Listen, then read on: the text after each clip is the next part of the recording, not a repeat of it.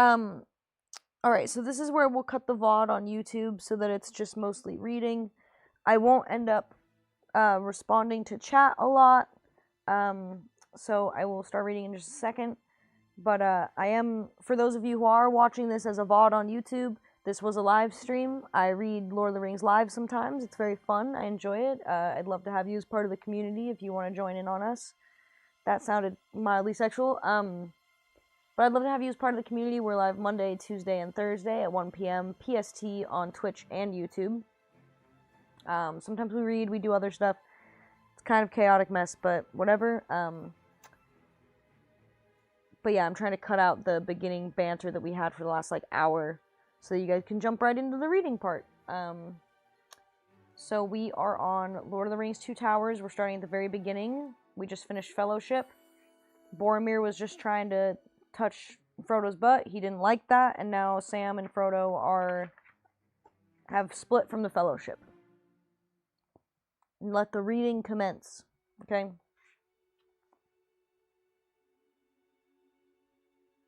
Love you, Jade. Thank you. Chapter 1, The Departure of Boromir. Volume's fine for me? Hell yeah. Chapter 1, The Departure of Boromir. Aragorn sped up on the hill. Every now and again he bent to the ground. Hobbits go light, and their footprints are not easy, even for a ranger to read. But not far from the top of a spring crossed the path, and in the wet earth he saw what he was seeking.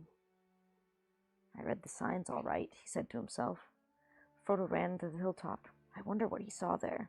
But he returned by the same way, and went down the hill again. Aragorn hesitated. He desired to go to the high seat himself, hoping to see there something that would guide him in his perplexities. But time was pressing. Suddenly he leaped forward and ran to the summit, across the great flagstones and up the steps. Then, sitting in the high seat, he looked out. But the sun seemed darkened, and the world dim and remote. He turned from the north back again to north. He turned from the north back again to north, and saw nothing save the distant hills. Unless it were that far away, he could see again a great bird like an eagle high in the air, descending slowly in wide circles down towards the earth. Even as he gazed, his quick ears caught the sounds in the woodlands below, on the west side of the river. He stiffened. There were cries, and among them, to his horror, he could distinguish the harsh voices of orcs. Then suddenly, with a deep-throated call, a great horn blew, and the blasts of it smote the hills and echoed in the hollows, rising in a mighty shout above the roaring of the falls. The horn, Boromir, he cried. He is in need. The horn of Boromir. I will be messing up for the first couple pages here. Just a heads up. I'm getting in the swing of reading aloud. The horn of Boromir, he cried. He is in need. He sprang down the steps and away, leaping down the path. Alas, an ill fate is on me this day, and all I do goes amiss. Where is Sam? As he ran, the cries came louder, but fainter now, and desperately the horn was blowing. Fierce and shrill rose the yells of the orcs, and suddenly the horn calls ceased. Aragorn raced down the last slope, but before he could reach the hill's foot, the sound died away. And as he turned to the left and ran towards them, they retreated, until at least he could hear them no more. Drawing his bright sword and crying, Elendil, Elendil, he crashed through the trees. A mile maybe, from Parth Galen, in a little glade not far from the lake, he found Boromir. He was sitting with his back to a great tree, as if he was resting. But Aragorn saw that he was pierced with many black-feathered arrows. His sword was still in hand, but it was broken near the hilt. All his horn cloven in two was at his side. Many orcs lay slain, piled about him and at his feet. Aragorn knelt beside him. Boromir opened his eyes and strove to speak. At last slow words came. I tried to take the ring from Frodo, he said. I am sorry. I have paid. His glance stayed on his fallen enemies. 20 at least lay there. They have gone. The halflings. The orcs have taken them. I think they are not dead. Orcs bound them. He paused and his eyes closed wearily. After a moment, he spoke again. "Farewell, Aragorn. Go to Minas Tirith and save my people. I have failed." "No," said Aragorn, taking his hand and kissing his brow. "You have conquered. Few have gained such a victory. Be at peace. Minas Tirith shall not fall." Boromir smiled. "Which way did they go? Was Frodo there?" said Aragorn. But Boromir did not speak again. "Alas," said Aragorn, "thus passed the heir of Denethor, Lord of the Tower of the Guard. This is the bitter end. Now the company is of all in ruin. It is I that have failed. Vain was Gandalf's trust in me. What shall I do now? Boromir has laid it on me to go to Minas Tirith, and my heart desires it. But where are the ring and the bearer? How will I find them and save the quest from disaster?"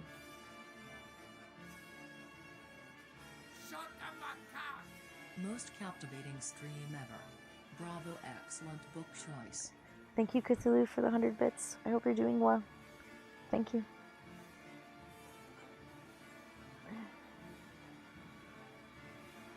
This music is very loud. Sorry, guys. 1 second.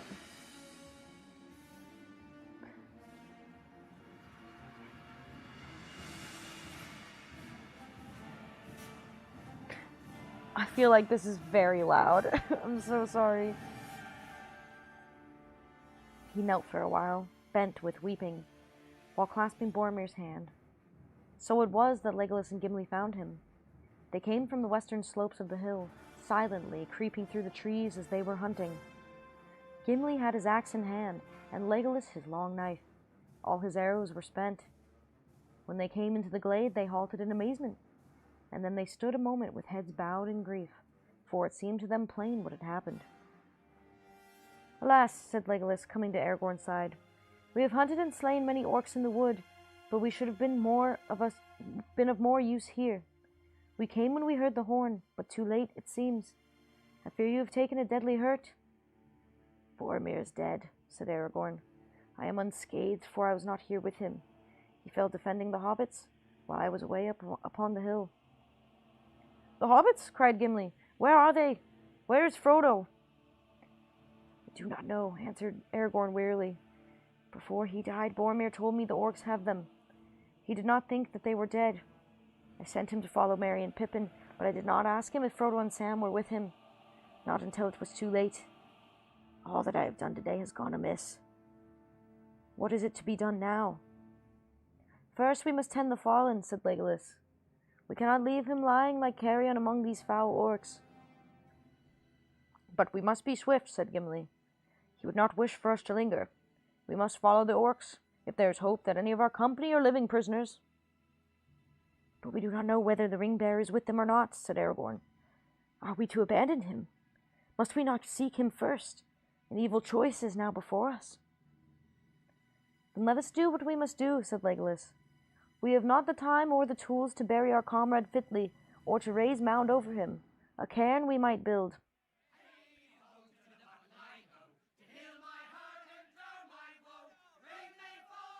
This music does not fit with what's happening. I'm so sorry. "Our labor would be hard as long, and there are no stones that we could use nearer than the waterside," said Gimli. "Let us lay him..." "Then let us..." I'm so sorry, this cracked me up. "Then let us lay him in a boat with his weapons, and weapons of his vanquished foes," said Aragorn. "We will send him to the falls of Raudos and give him to Anduin. The river of Gondor will take care at least that no evil creature dishonors his bones." Quickly they searched the bodies of the orcs, gathering their swords and cloven helms and shields into a heap. "See," cried Aragorn, "here we find tokens." He picked up from the pile of grim weapons 2 knives, leaf-bladed, damasked in gold and red, and searching further he found also the sheaths, black, set with small red gems. "No orc tooled these," he said. "They were borne by the hobbits. Doubtless the orcs despoiled them, but feared to keep the knives, knowing that for what they are, work of Western Eastie, wound with the spells for the Bane of Mordor. Well, now, if they still live, our friends are weaponless. I will take these things, hoping against hope, to give them back." "And I," said Legolas, "will take all the arrows that I can find, for my quiver is empty." He searched in the pile and on the ground about, and found not few but that were undamaged and longer in the shaft than such arrows as the orcs were accustomed to use. He looked at them closely. And Aragorn looked on the slain, and he said, Here lie many that are not folk of Mordor. Some are from the north, some from the misty mountains. If I know anything of orcs and their kind, and here are others strange to me, their gear is not after the manner of orcs at all. There were 4 goblin soldiers of greater stature, swart, slant-eyed, with thick legs and large hands. They were armed with short, broad-bladed swords, not with the curved scimitars usually with the orcs, and they had bows of yew in length and shape like the bows of men. Upon their shields they bore a strange device, a small white hand in the center of a black field, and on the front of their iron helms was set an S rune, wrought of some white metal. I have not seen these tokens before, said Aragorn. What do they mean? S is for Sauron, said Gimli. That's easy to read. Nay, said Legolas. Sauron does not use the elf runes. My slimes! Sharif 7 Fidel, thank you for 3 months with your Prime. I hope you're doing well. Nay, said Legolas. Sauron does not use the elf runes. Neither does he use his right name, nor permit it to be spelt and spoken, said Aragorn. And he does not use white. The orcs in the service of Barad-dûr use the sign of the red eye. He stood for a moment and thought. S is for Saruman, I guess, he said at length. There is an evil afoot in Isengard, and the west is no longer safe. It is as Gandalf feared. By some means the traitor Saruman had news of our journey. It is likely, too, that he knows of Gandalf's fall. Pursuers from Moria may have escaped the vigilance of Lorien, and may have avoided the land and come to Isengard by other paths. Orcs travel fast, but Saruman has many ways of learning news. Do you remember the birds? Well, we have no time to ponder riddles, said Gimli. Let us bear Boromir away. But after we must guess the riddles, if we are to choose course rightly, answered Aragorn. Maybe there is no right choice, said Gimli. Taking his axe, the dwarf now cut several branches. These they lashed together with bowstrings, and spread their soaked cloaks upon the frame. Upon this rough bier they carried the body of their companion. They carried the body. Oh my God! Upon this rough bier they carried the body of their companion to the shore, together with such trophies of his last battle as they chose to send forth with him. It was only a short way, yet they found it no easy task, for Boromir was a man both tall and strong. At the waterside, Aragorn remained, watching the bier, while Legolas and Gimli hastened back on foot to Parth Galen. It was a mile or two more, and it was some time before they came back, paddling 2 boats swiftly along the shore. There's a strange tale to tell, said Legolas. There are only 2 boats upon the bank. We could find no trace of the other. Have orcs been there? Asked Aragorn. We saw no sign of them, answered Gimli, and orcs would have taken or destroyed all the boats and the baggage as well. I will look to the ground when we come there, said Aragorn. Now they laid Boromir in the middle of the boat that was to bear him away. The grey hood and elven cloak they folded and placed beneath his head. They combed his long dark hair and arrayed it upon his shoulders. The golden belt of Lorien gleamed about his waist. His helm they set beside him, and across his lap they laid the cloven horn and the hilts and shards of his sword. Beneath his feet they put the swords of his enemies. Then, fastening the prow to the stern of the other boat, they drew him out into the water. They rowed sadly along the shore, and turning into the swift-running channel, they passed the green sward of Parth Galen. The steep sides of Tol Brandir were growing, and it was now mid-afternoon. As they went south, the fume of Raudos rose and shimmered before them, a haze of gold. The rush and thunder of the falls shook the windless air. Sorrowfully, they cast loose the funeral boat. There Boromir lay, restful, peaceful, gliding upon the bosom of the flowing water. The streams took him while they held their own boat back with their paddles. He floated by them, and slowly his boat departed, waning to a dark spot against the golden light, and then suddenly it vanished. Roro soared on unchanging. The river had taken Boromir, son of Denethor, and he was not seen again in Minas Tirith, standing as he used to stand on the White Tower in the morning. The river had taken Boromir, son of Denethor, and he would not be seen again in Minas Tirith, standing as he used to upon the White Tower in the morning. But in Gondor, in after days, it long was said that elven boat rode the falls of the foaming pool and bore him down to Osgiliath, and past the many mouths of Anduin, and into the great sea at the night under the stars. For a while, the three companions remained silent, gazing after him. Then Aragorn spoke. "They will look for him from the White Tower," he said, "but he will not return from a mountain or from sea." Then he slowly began to sing.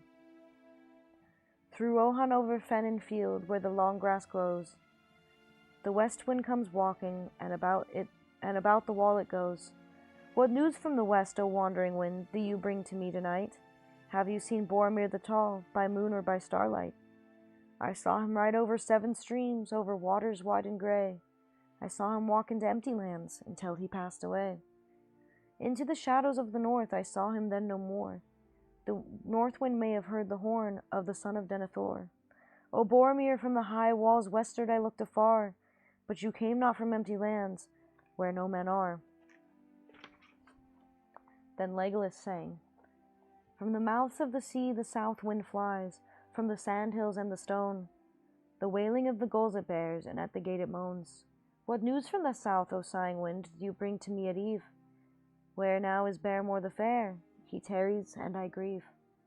Ask not of me, where doth he dwell? So many bones there lie, on the path shores and dark shores, on the white shores and the dark shores, under the stormy sky. So many have passed down Anduin to find the flowing sea. Ask of the north wind news of them, the north wind sends to me. O Boromir, beyond the gate, the seaward road runs south. But you came not with wailing gulls from the grey sea's mouth. Then Aragorn sang again.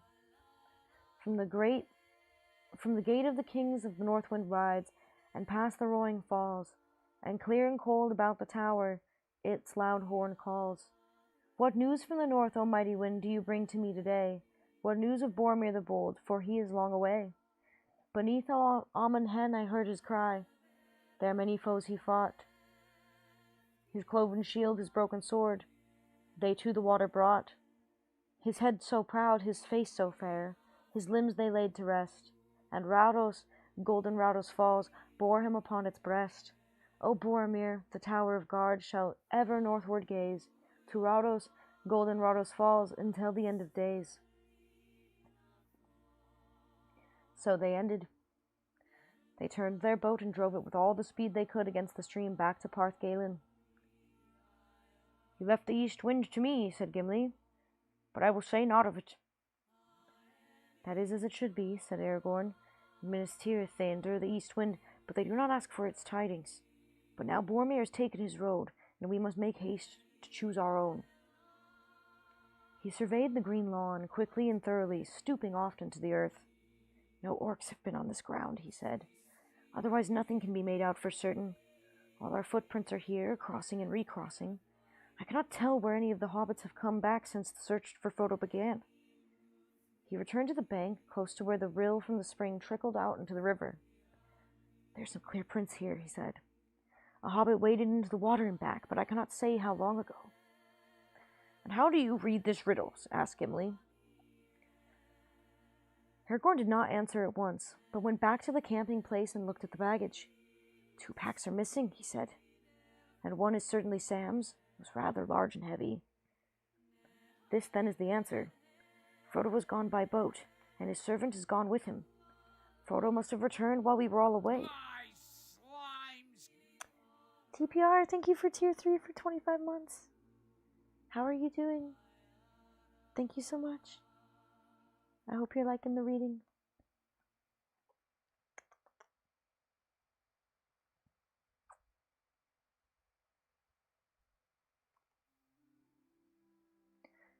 Frodo must have returned while we were all away. I met Sam going up the hill and told him to follow me, but plainly he did not do so. He guessed his master's mind and came back here before Frodo had gone. He did not find it easy to leave Sam behind. You got air conditioning again? Hell yeah, thank you so much for... I lost my train of thought.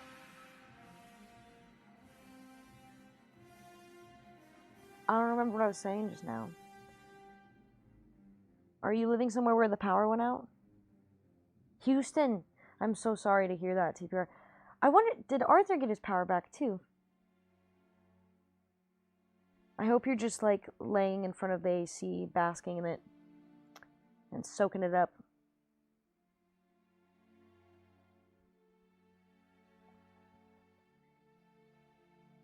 But why should he leave us behind and without a word, said Gimli. That was strange indeed. That was a strange deed. And a brave deed, said Aragorn. Sam was right, I think. Frodo did not wish to lead any friend to death with him in Mordor, but he knew that he must go himself. Something happened after he left us that overcame his fear and doubt. Maybe hunting orcs came on him and he fled, said Legolas. He fled certainly, said Aragorn, but not, I think, from orcs. What he thought was the cause of Frodo's sudden resolve and flight Aragorn did not say. The last words of Boromir he long kept secret. Well, so much at least is now clear, said Legolas. Frodo is no longer on the side of the river, only he can have taken the boat. And Sam is with him, only he would have taken his pack. Our choice, then, said Gimli, is either to take the remaining boat and follow Frodo, or else to follow the orcs on foot. There is little hope either way, and we have already lost precious hours.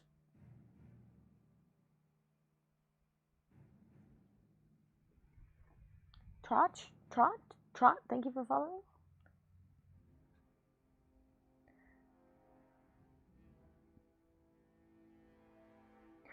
Let me think, said Aragorn, and now I may make the right choice and change the evil fate of this unhappy day. He stood silent for a moment. I will follow the orcs, he said at last. I would have guided Frodo to Mordor and gone with him unto the end. But if I seek him now in the wilderness, I must abandon the captives to torment and death. My heart speaks clearly at last. The fate of the bearer is in my hands no longer. The company has played its part. Yet we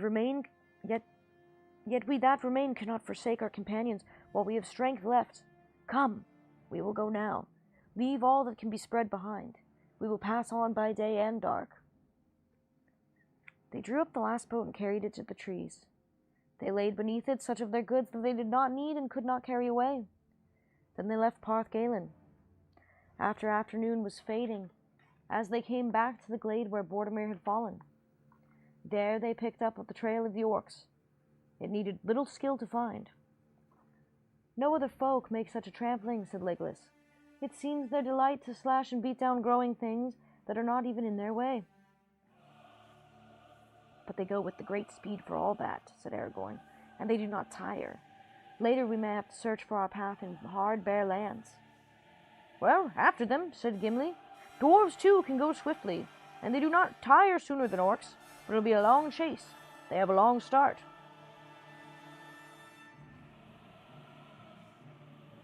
This music keeps getting really intense when I don't want it to be. Yes, said Aragorn. We shall all need the endurance of dwarves. But come, with hope or without hope, we will follow the trail to our enemies. And woe to them if we prove the swifter. We will make such a chase as shall be accounted a marvel among the three kindreds, elves, dwarves, and men. Forth the 3 hunters. Like a deer he sprang away, through the trees he sped.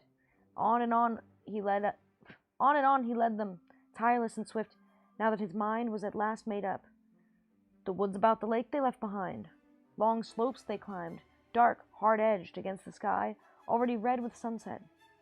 Dusk came. They passed away, great shadows in the stony land. Okay. We're on chapter 2.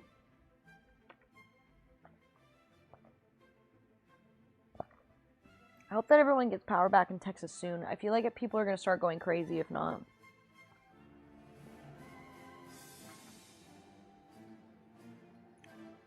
Hell yeah, Kenny.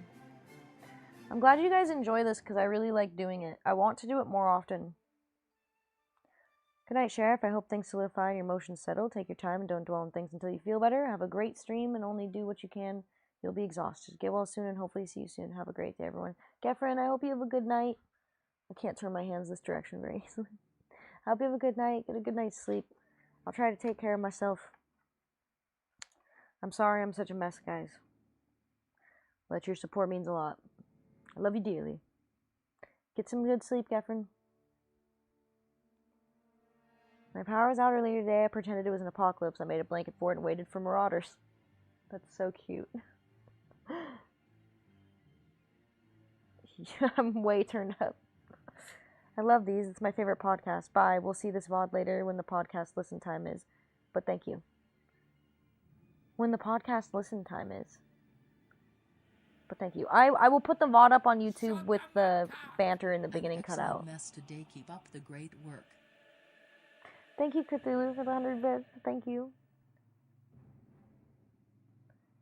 Never apologize for being human. Thanks, Gefren. I'll see you soon. TPR, I hope you have a good day.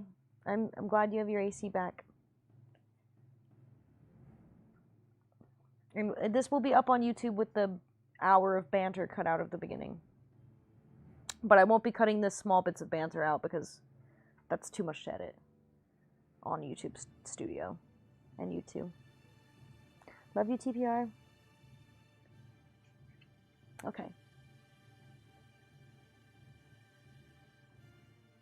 What if we wanted the hour of banter? You can see that on Twitch. Twitch will have full reading VODs. YouTube will have cut reading VODs. Okay. We're going back in. I may need a snack soon.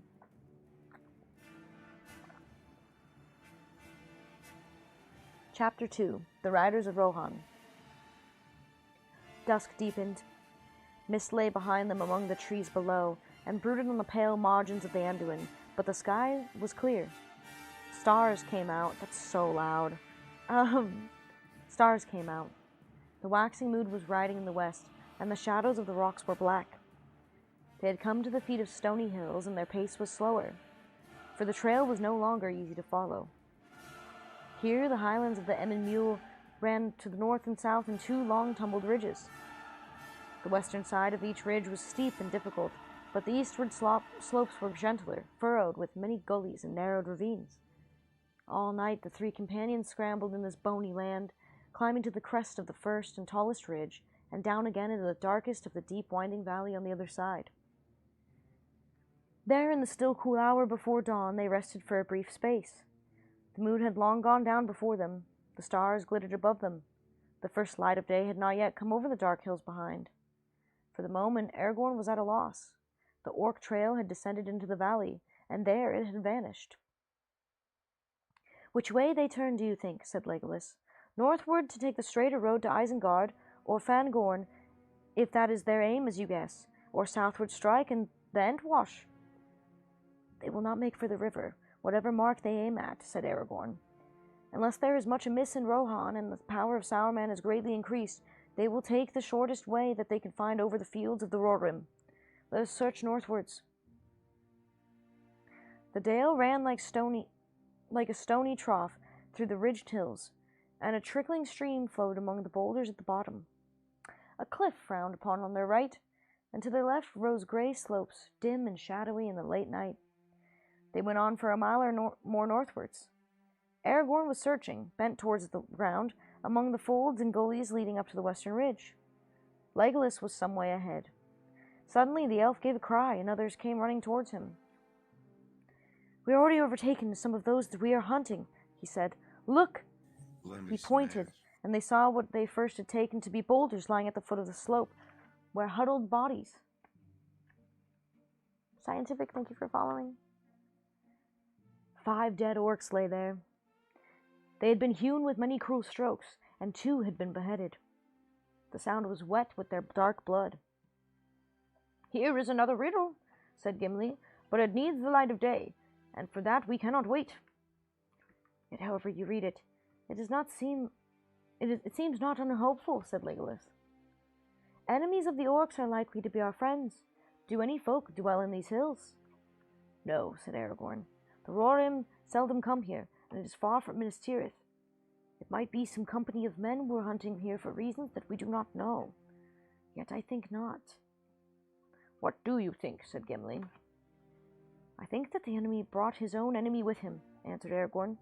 These are northern orcs from far away. Among the slain are none of the great orcs of the strange badges. With the strange badges. There was a quarrel, I guess. It's no uncommon thing with these foul folk. Maybe there was some dispute about the road. Or about the captives, said Gimli. Let us hope that they too did not meet their end here.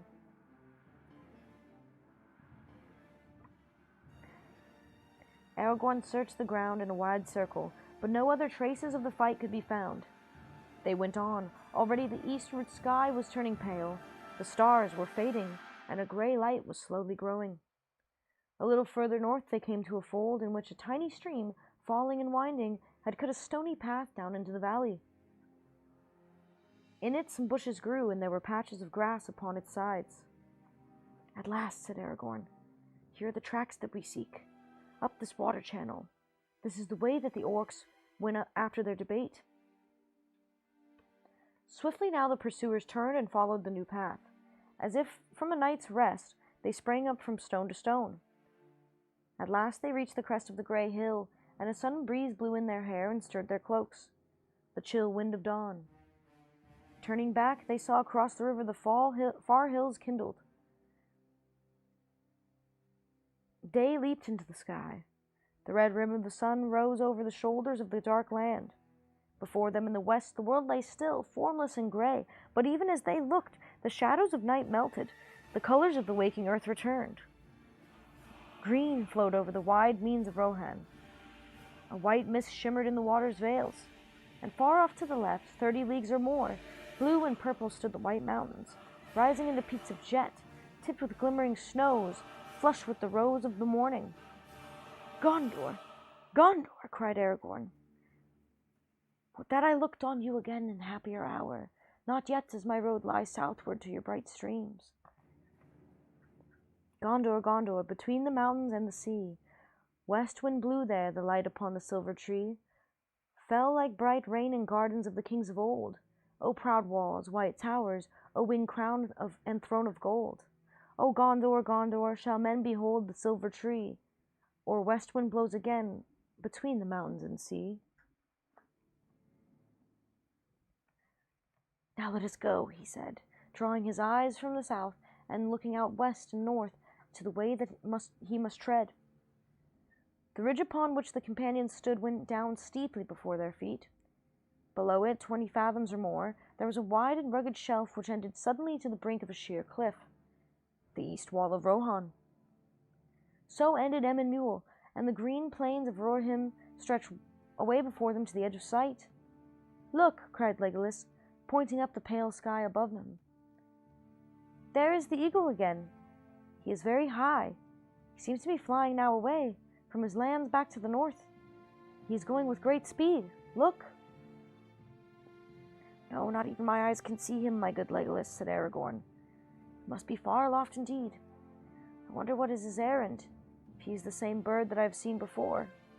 But look, I can see something nearer at hand and more urgent. There is something moving over the plain. Many things, said Legolas. It's great company on foot, but I cannot say more, nor I see what kind of folk they may be. They are many leagues away, 12, I guess, but the flatness of the plain is hard to measure. I think nonetheless we should no longer need any trail to tell us which way to go, said Gimli. Let's find a path down the fields as quick as may be. I doubt if you find a path quicker than the one the orcs chose, said Aragorn. They followed their enemies now by a clear light of day. It seemed that the orcs had pressed on with all possible speed. Every now and again the pursuers found things that had been dropped or cast away. Food bags, the rinds of crusts, of hard grey bread, a torn black cloak, a heavy iron-nailed shoe broken on the stones. The trail led them north along the top of the escarpment. The end came to a deep cleft carved in rock by a stream that splashed noisily down. Schromper? I can't really read clearly from here. Stromper, thank you for following, I think. Thank you. Welcome. In the narrow ravine, a rough path descended like a steep stair into the plain. At the bottom, they came with a strange suddenness onto the grass of Rohan. It swelled like a green sea up to the very foot of them and mule. The failing stream vanished into a deep growth of cresses and water plants, and they could hear it tinkling away in green tunnels, down the long gentle slopes toward the fens of Entwash Vale far away. They seemed to have left winter clinging to the hills behind. Here the air was softer and warmer and faintly scented, as if spring was already stirring and the sap was flowing again in the herb and leaf. Legolas took a deep breath, like one that drinks a great draught after long thirst, in barren places. "Ah, the green smell," he said. "It is better than much sleep. Let us run." "Light feet may run swiftly here," said Aragorn. "More swiftly, maybe, than iron-shod orcs. Now we have the chance to lessen their lead." They went in single file, running like hounds on the strong scent, and an eager light was in their eyes. Nearly due west, the broad swath of the marching orcs tramped its ugly slot. The sweet grass of Rohan had been bruised and blackened as they passed. Presently Aragorn gave a cry and turned aside. "Stay!" he shouted. "Do not follow me yet." He ran quickly to the right, away from the main trail, for he had seen footprints that went that way, branching off from the others, the marks of small unshod feet. These, however, did not go far before they were crossed by orc prints, also coming out from the main trail and in front, and then they curved sharply back and were lost in the trampling. As the furthest point, Aragorn stooped and picked up something from the grass, then he ran back. "Yes," he said, "they are quite plain. A hobbit's footprints. Pippin's, I think. He is smaller than the other. And look at this." He held up a thing that glittered in the sun. It looked like a new opened leaf on a beech tree, fair and strange in the treeless plain. "The brooch of an elven cloak," cried Legolas and Gimli together. "Not idly do the leaves of Lorien fall," said Aragorn. "This did not drop by chance. It was cast away as a token to any that might follow. I think Pippin ran away from the trail for that purpose." "Then he at least was alive," said Gimli. "And he had to use his wits and his legs too. That is heartening. We do not to pursue in vain." "Oh, Schromper, thank you. That's really sweet." Hi, Dag. Sorry that I can't respond all the time to chat when I'm reading, guys. I don't want to interrupt the listeners. "We do not pursue in vain." "Let us hope that we do not pay dearly for his boldness," said Legolas. "Come, let us go on. The thought of those merry young folks driven like cattle burns my heart." The sun climbed to the noon and then rode away slowly in the sky. Light clouds came out of the sea in distant south and were blown away upon the breeze. The sun sank. Shadows rose behind and reached out long arms from the east. Still the hunters held on. One day had now passed since Boromir fell, and the orcs were yet far ahead. No longer could any sight of them be seen in the level plains. As nightshade was closing about them, Aragorn halted. Only twice in the day march had they rested for a brief while, and 12 leagues now lay between them and the eastern wall where they had stood at dawn. "We have come to a hard choice, at last to a hard choice," he said. "Shall we rest by night, or shall we go on while our will and strength hold? Lest our enemies rest low, so they will leave us far behind if we stay to sleep," said Legolas. "Surely even orcs must pause on the march," said Gimli. "Seldom will orcs journey in the open under the sun, yet these have done so," said Legolas. "Certainly they will not rest by night." "But if we walk by night, we cannot follow their trail," said Gimli. "The trail is straight, and turns neither right nor left as far as my eyes can see," said Legolas. "Maybe I could lead you in at guess in the darkness and hold to the line," said Aragorn. "But if we strayed, or they either turned aside, then when the light came there might be a long delay before the trail was found again."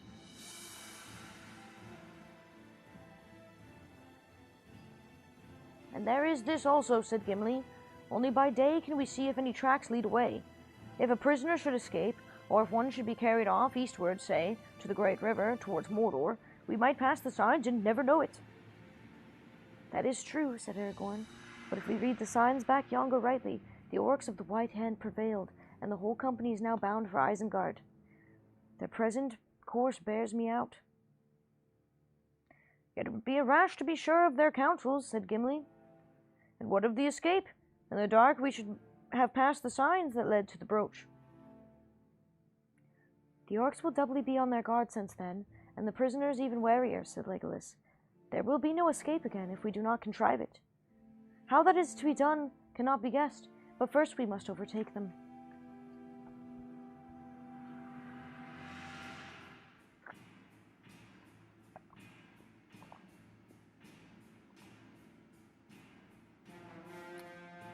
"Yet even I, dwarf of many journeys, and not to the last hardy of my folk, cannot run all the way to Isengard without any pause," said Gimli. "My heart burns me too, and I would have started sooner, but now I must rest a little to run the better. And if we rest, then the blind night is the time to do so."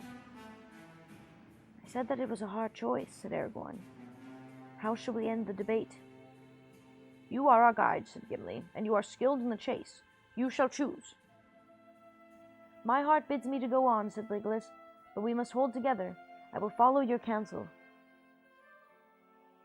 "You give the choice to an ill chooser," said Aragorn. "Since we passed through Argonath, my choices have gone amiss."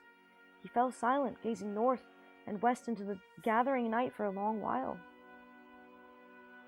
"We will not walk in the dark," he said at length.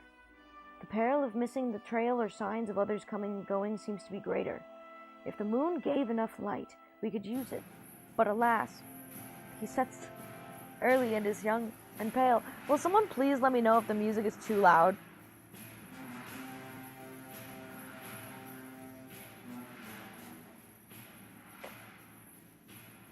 This keeps happening.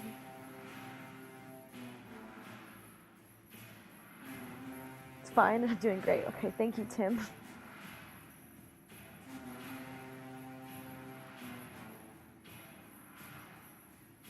"Tonight he is shrouded away," Gimli murmured. "And tonight he is shrouded anyway," Gimli murmured. "Would the lady that had given us a light, such a gift as she gave to Frodo? "It will be more needed where it was bestowed," said Aragorn. "With him lies the true quest. Ours is but a smaller matter in the great deed of this time. A vain pursuit from its beginning, maybe, which no choice of mine can mar or amend. Well, I have chosen, so let's use the time as best we may." He cast himself on the ground and fell at once into sleep, for he had not slept since their night under the shadow of Tol Brandir. Before the dawn in the sky he woke and rose. Of Tol Brandir. Before dawn was in the sky, he woke and rose. Gimli was still deep in slumber, but Legolas was standing, gazing northwards into the darkness, thoughtful and silent as a young tree in a windless night. "They are far, far away," he said sadly, turning to Aragorn. "I know in my heart that they have not rested this night. Only an eagle could overtake them now." "Nonetheless, we will still follow as we may," said Aragorn, stooping as he roused the dwarf. "Come, we must go," he said. "The scent is growing cold." "But it is still dark," said Gimli. "Even Legolas on a hilltop could not see them till the sun is up." "I fear they have passed beyond my sight from hill or plain, under moon or sun," said Legolas. "Where sight falls, the earth may now bring us rumour," said Aragorn. "The land must groan under their hated feet." He stretched himself upon the ground with his ear pressed against the turf. He lay there motionless for so long a time that Gimli wondered if he had swooned or fallen asleep again. Dawn came glimmering, and slowly a grey light grew about them. At last he rose, and now his friends could see his face. It was pale and drawn, and his look was troubled. "Hi, Mommy. I hope you're doing great, too."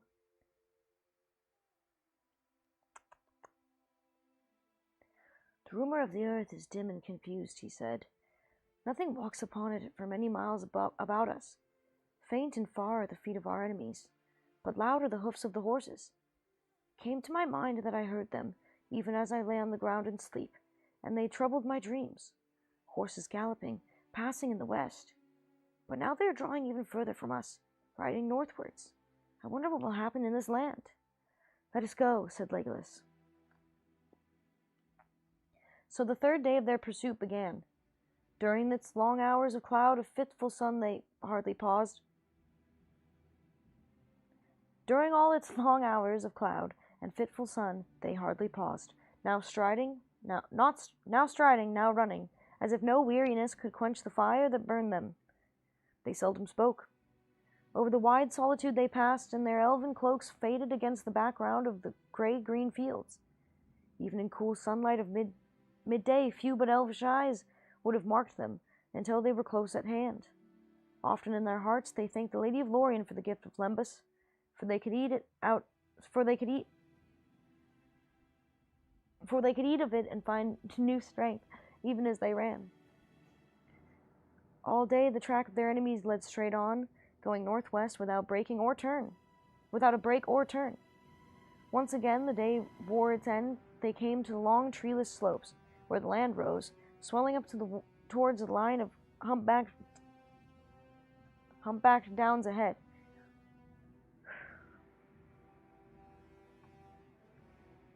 The Orc trail grew fainter and it bent.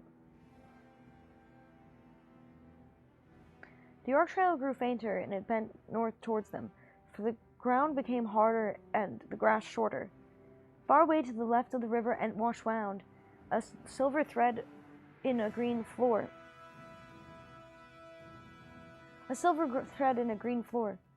No moving thing could be seen. Often Aragorn wondered that they saw no sign of beast or man.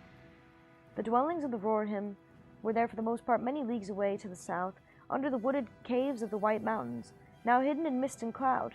Yet the horse lords had formerly kept many herds and studs in the Eastamnet,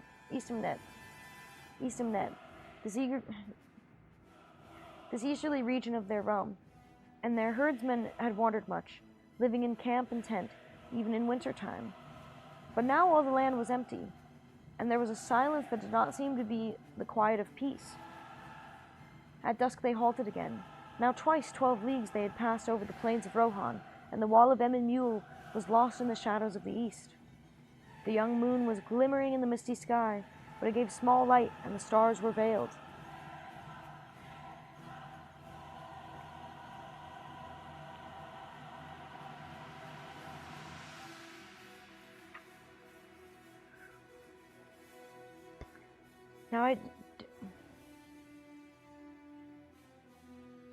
Now do I most grudge? I think I need to take a break for a second, guys. I feel dizzy.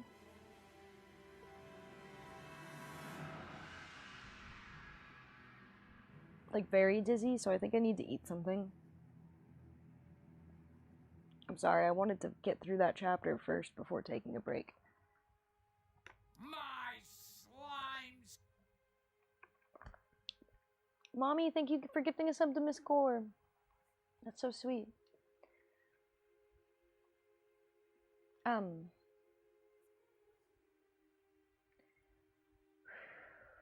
might be a little warm. Okay. I'm gonna take a quick break. If you're watching this in not live format, like it's the VOD or something, feel free to try to skip ahead to find where we come back to things, because the break will probably last a few minutes. I need to eat something really badly, so please feel free to skip ahead if you're watching this as a VOD. I'll be back in a few minutes, hopefully. Thank you guys for sticking around. I will be back in a minute.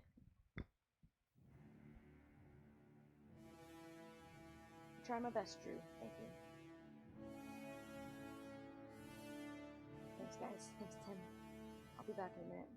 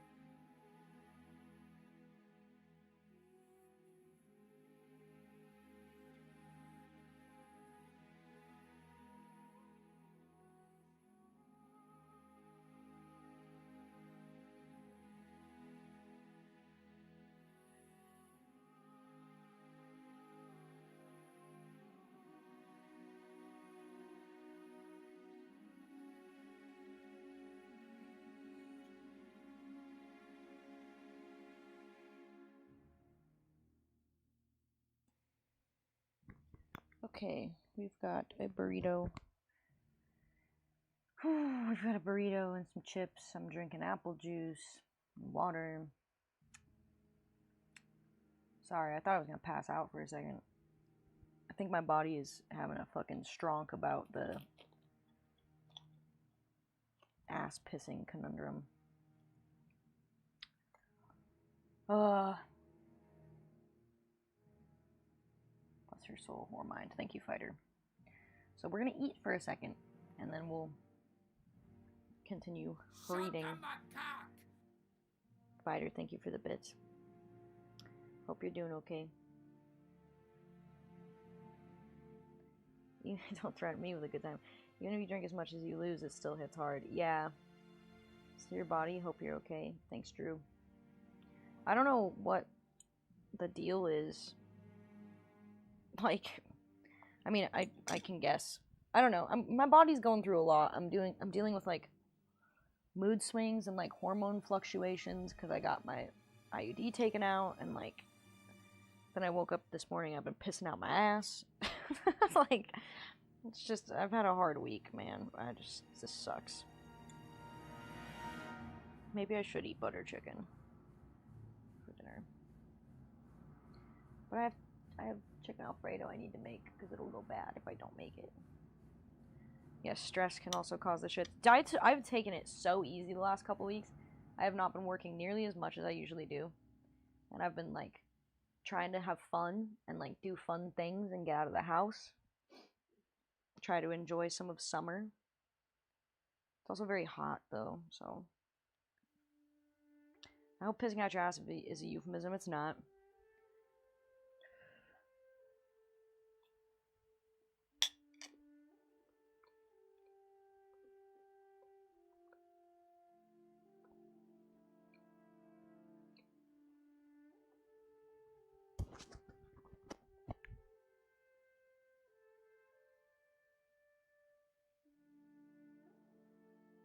Make some mint tea and add some sugar to it. If it's poisoning, it'll push it out top. No, it'll still your stomach solidify things.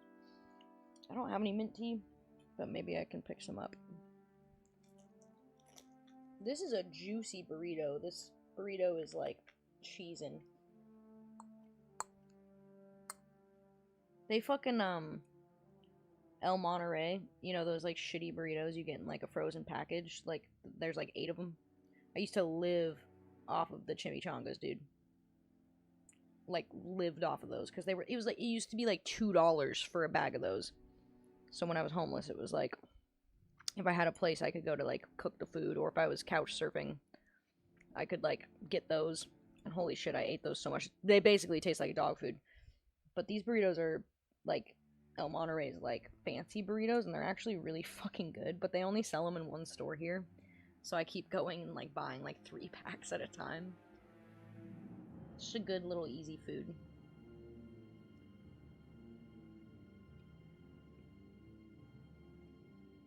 What's SNRI?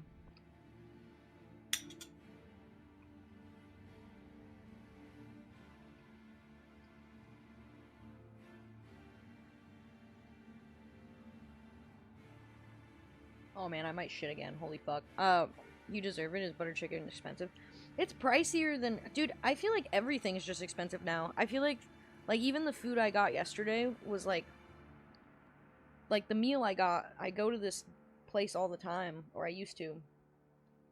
And it's just like bacon, eggs, and like hash browns.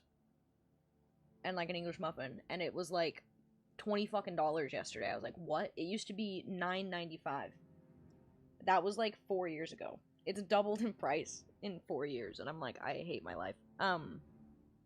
It was only 14 like a few months ago too.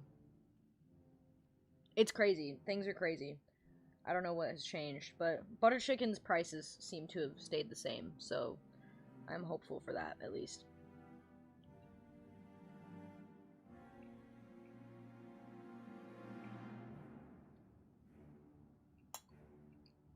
I also have Hokkaido butter chips, which are amazing. They're tubes.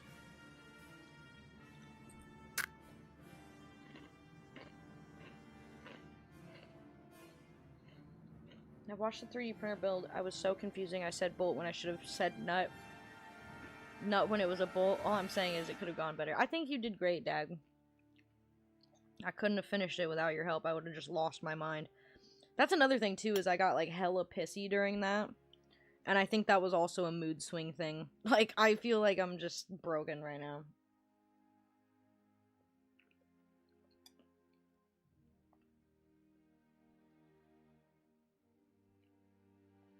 Big crunch. Damn, can you guys hear me chewing? I feel like the sound barrier on this thing is actually pretty good.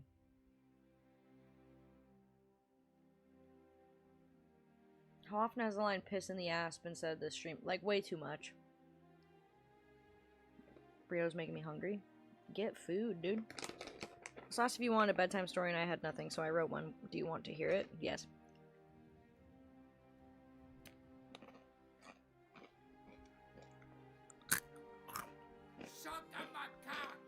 First draft. There once was a beautiful sheriff of bananas. She was loved from beautiful blue eyes to her yoked white thighs.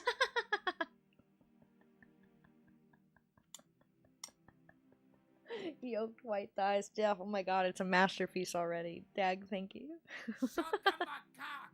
Once was a sheriff of Banana Town with unsurpassed beauty. With her short golden hair, beautiful blue eyes, like sapphires that sparkle in the sunlight. She has a warm welcoming smile that greets all newcomers to Banana Town. Arms so strong she can support all of Banana Town on her shoulders, and her unforgettable residents of Banana Town are called Chat. All of Chat love and support their sheriff. Sheriff keeps all of Chat safe with her dual Dole 45 banana guns. Dole 45, that's so good. Oh my god. The music while that was happening is also just like on point. I think it's beautiful. I DK about all that. I just think she's kinda hot. Sexualization tax. At least you're honest, fighter. Thank you.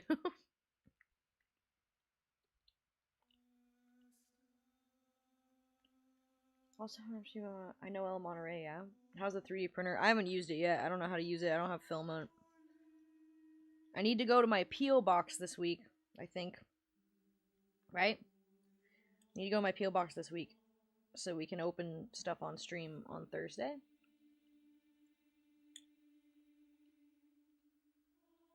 The 3D printer is currently sitting right there. On the ground. And I don't know where to put it.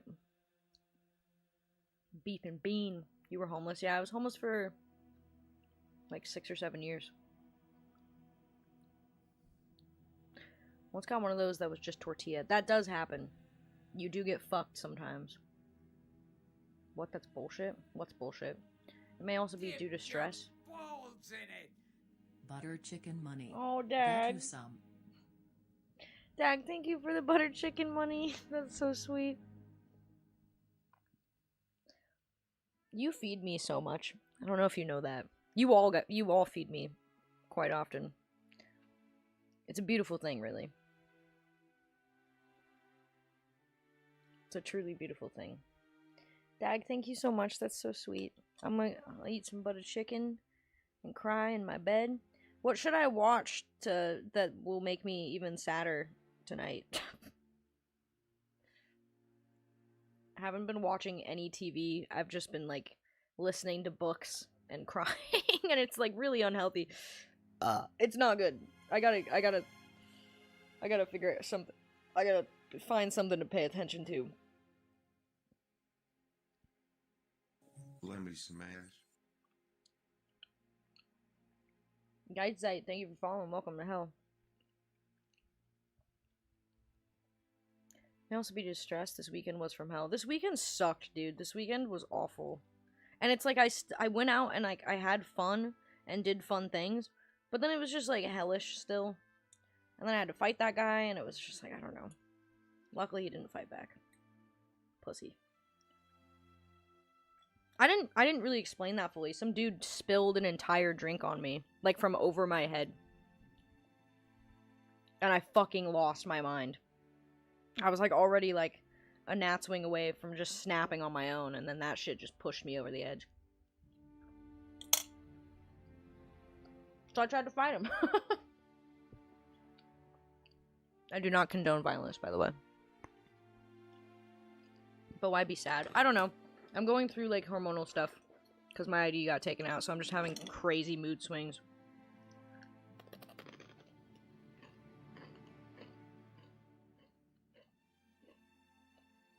Oh, that's interesting, fighter. Statistics are so crazy. They're like, we have 6% inflation. I'm thinking, have you looked at prices? Yeah, it's like, dude, milk is like $5 a gallon. I can't even get like a small thing of milk for less than $2. That's crazy. Crunch. I was pretty sick yesterday and ordered 2 pizzas with a salad. Even with the deals, it was $40. Didn't even get a large. Dude, what the fuck?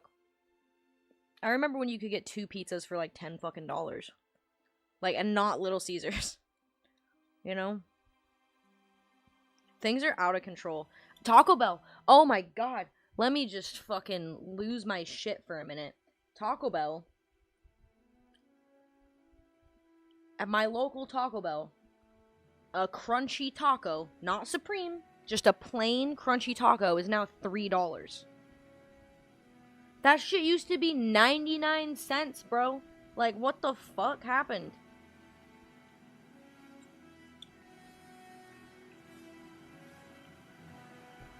Like, I stopped, like, ordering what I want to eat at Taco Bell and just started ordering, like, whatever meal deal they have, which is less fun because it's like if I'm going out to eat something, I want it to be what I want to eat, you know? But then lately I've just been settling and being like, okay, you're just gonna eat crunchy tacos because they're cheap.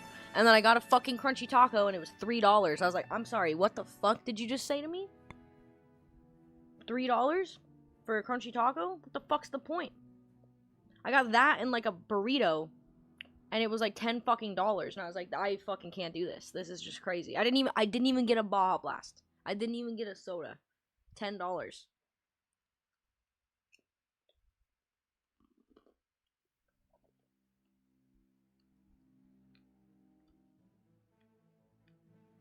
Broken right now, I can fix that. I've seen holes now.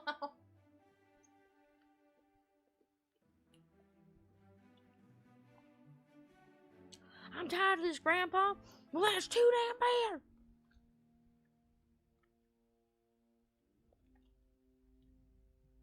Everything is fine.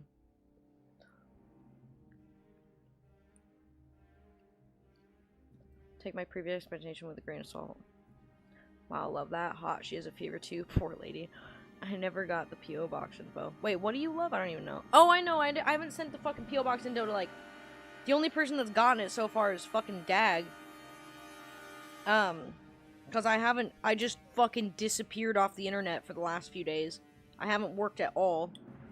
Because I've just been so fucking sad.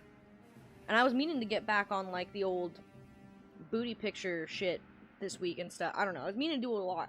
I was meaning to do a lot this weekend, and I fucked off.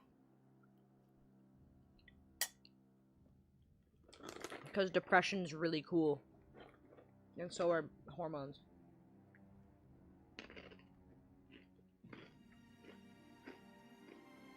Can you burp? Just wait. Yeah, pretty much. Oh, wait, no, you're telling me just... The fucking, I can't burp on command. But we have burped a lot. So maybe you'll catch one. I see, I'm sorry, this is Noob Dot. Oh my god, I didn't know who for sure you were.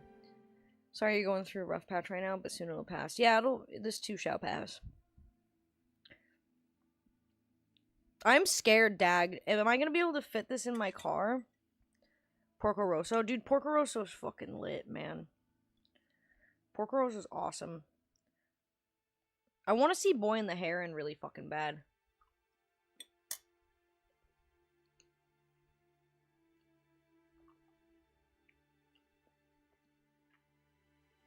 Oh, Yeller.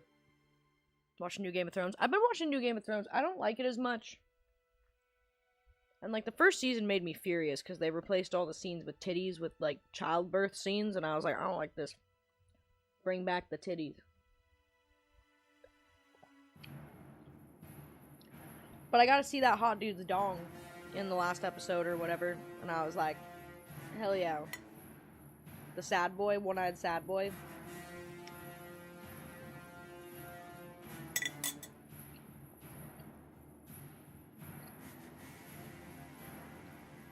Conspiracy theory. Dude, have any of you ever seen Maverick? Mel Gibson and Jodie Foster. That movie's so good. I have it on VHS.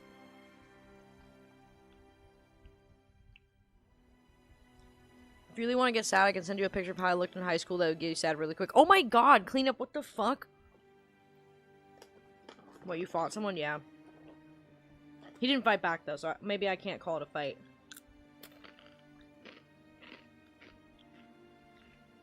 Yeah, Grave of the Fireflies is super fucking sad, dude. Like, if you just want to fucking hate yourself for like 3 days, watch that. Sheriff, hope you're feeling better. It's almost been a year. Doctor, thank you for, what is it, 36 months? Thank you for 36 months. It's almost been a year. I feel like shit, but we're hanging in there. The Good Doctor makes you cry? Isn't it that guy that's like, I am a surgeon?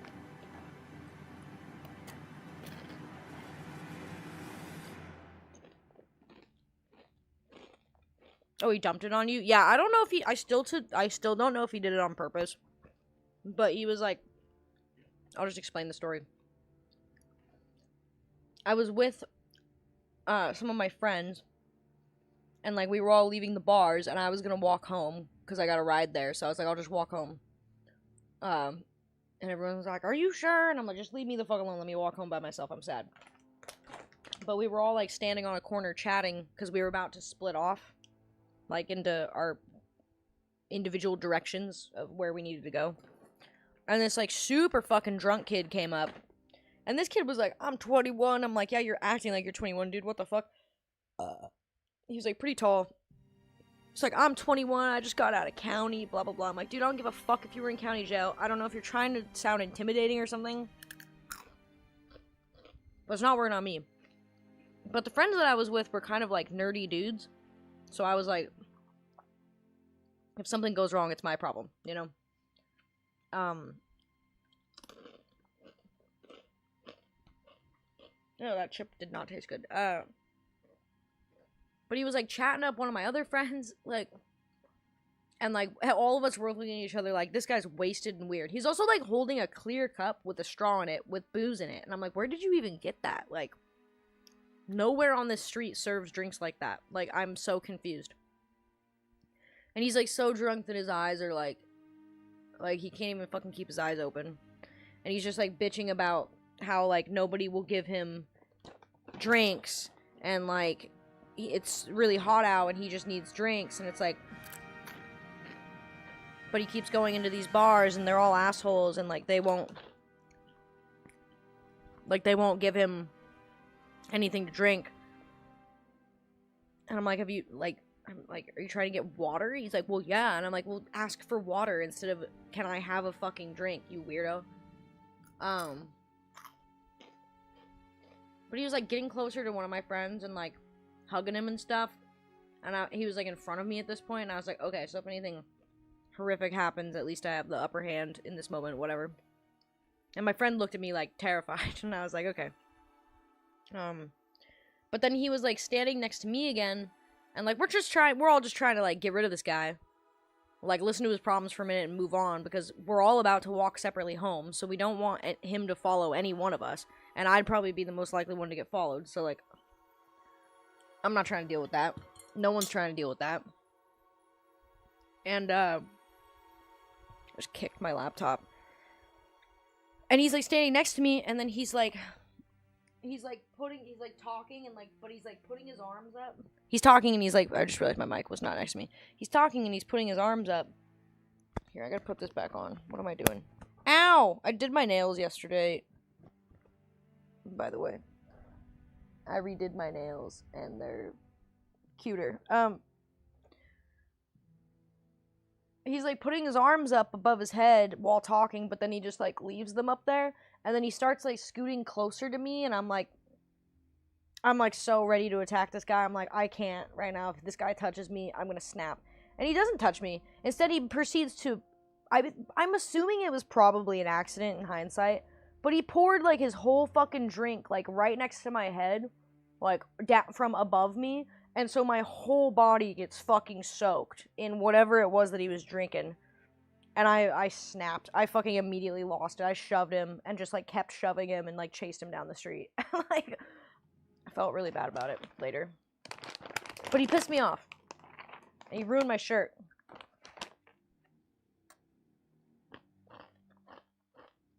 You poor thing, are you okay? Yeah, I'm totally fine. The dudes I was with were way more freaked out. I just got really annoyed by that, because then I had to walk home, like, soaking wet, and my phone was dead.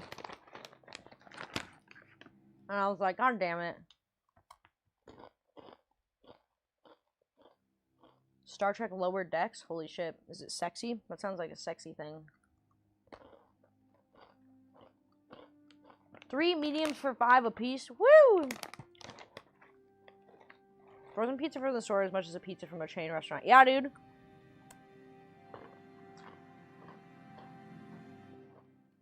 I don't know if you have Taco Bells there, Scorch. Yeah, the online Taco Bell is actually legit, Gray. KFC's awesome. All these big food companies make money moves like people can't learn to cook. I don't go out anymore just because everything costs so fucking much. Yeah. Well, it's like even when I go to the fucking grocery store, if I'm not batching a giant meal, it's super fucking expensive too. I can make 12 crunchy tacos. Jack in the Box tacos are still cheap, very greasy, but for the price I like them. I've never had a Jack in the Box taco. I sent you enough. I'm sad too. High five. Fucking up top, dog. Booty pictures say what? She hasn't burped on command, but there is a command for burps. Maybe I don't see why not. Coach Bananas. About the size of a microwave box. Oh, okay. That should be fine. He hung dong. Hang dongs full out. You had me a hot dude's dong. They got rid of the titties, but they keep showing me dick, which is really frustrating. The gambling movie? Yeah, dude. Not including the filament. Seen in theaters. Maverick's lit. I love Mel Gibson, Jodie Foster, Maverick. It's one of my favorite movies. I don't give a fuck, dude. She taught me how to be a bitch. A friend of mine was Danny Glover standing for the bank robbery scene where he is walk on. Dude, what? That is 3 years. Degree check. He's doing great. Oh, no, it is 3 years. I thought, oh my god. Happy 3-year anniversary, doctor. I fucking couldn't even do the math on that. I'm so dumb. I'm not dumb. I just didn't do the math.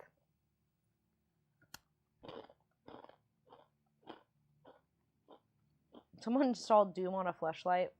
Dong Doom. That's a beautiful thing. Can't share here because a very good friend of mine also frequents this stream and it kind of involves them directly and I don't want them to feel bad because it's not their fault at all. Story for another time. I understand. Good work, Nails. Thank you. You better now? Oof, this is not a Lord of the Rings tale. It is not. Cop this sick Nazgul shirt, though. What's up? I'll get a better nail close-up for you. If it'll do it.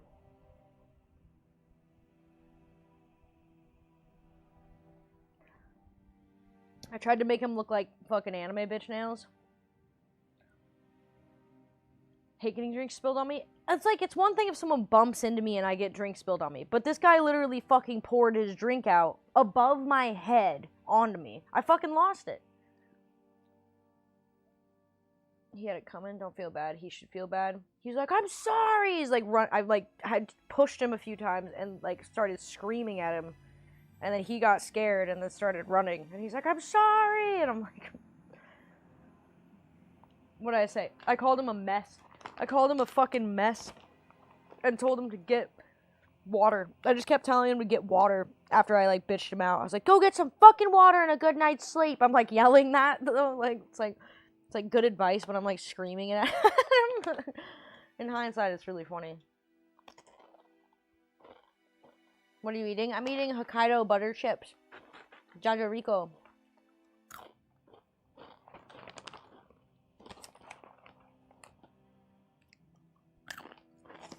I had Japanese class yesterday, and it went really well.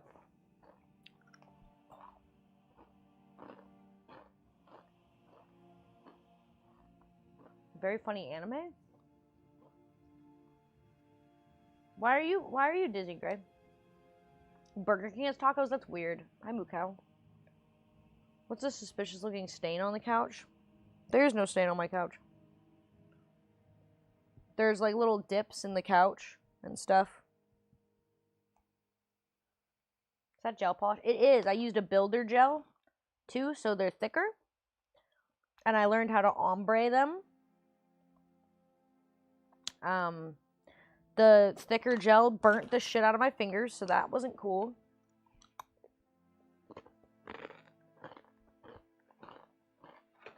Rocking the Witch King and Agmar. Good eye, cultist. Good eye. I got another Witch King of Agmar shirt. It's so fucking cool. Your tattoos are wonderful and all, but showcase the snacks. What the fuck are you eating? It's Jaga Rico by Calbee.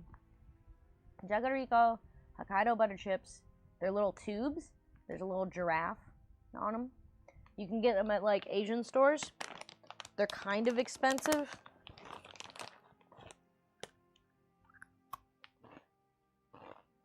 And they're probably full of MSGs. I only buy them once in a while now.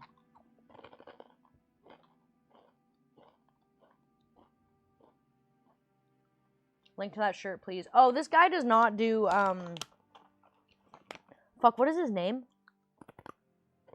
He's on Instagram. And he just makes bootleg Lord of the Rings shirts. I think he made my token shirt, too. He makes, like, bootleg Lord of the Rings shirts, but he only does, like, a run once in a while. So, like, he opens, like, his shop, and then, like, within 24 hours, he closes it again. Fuck, I can't remember his name. I love his shit, though. If I remember his name, I'll send it to you. Why does everyone keep asking me that? Maverick's so good. God damn it.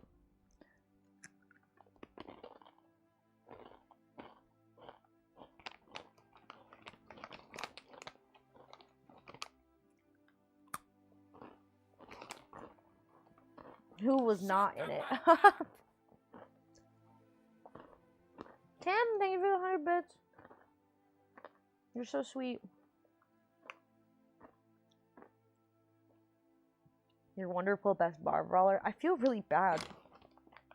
Looking at these Jagarigos up. Fuck you, they sound great. Hokkaido butter's the best one. Hokkaido butter's the best one. I've tried a bunch of them.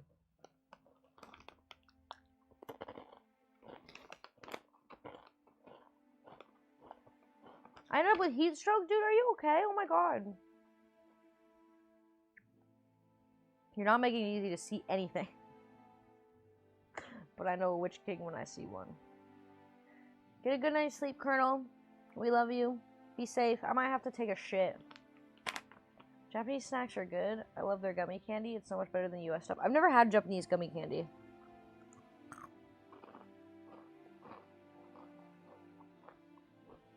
Choppy, very good.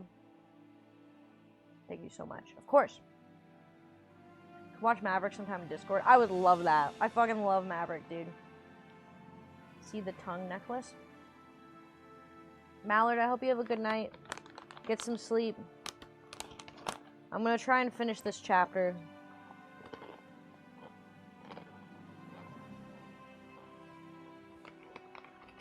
Track that info down. We'll give you way more bits later. Not now, of course. I got you. I'll find his Instagram. You do have to, like, keep an eye on his Instagram, though. Because he only does drops once in a while.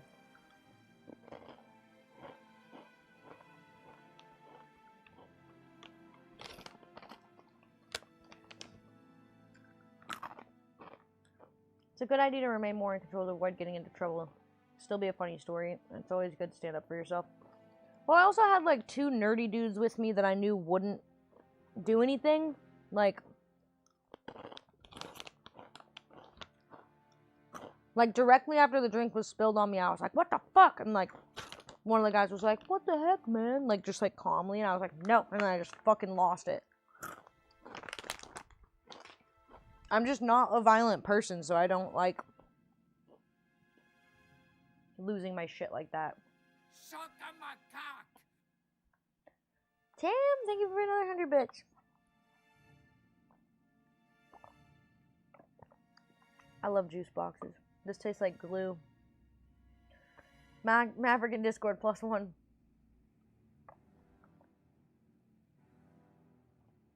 Should I buy that professional mic setup I've been talking about? It's like $950. What's in it?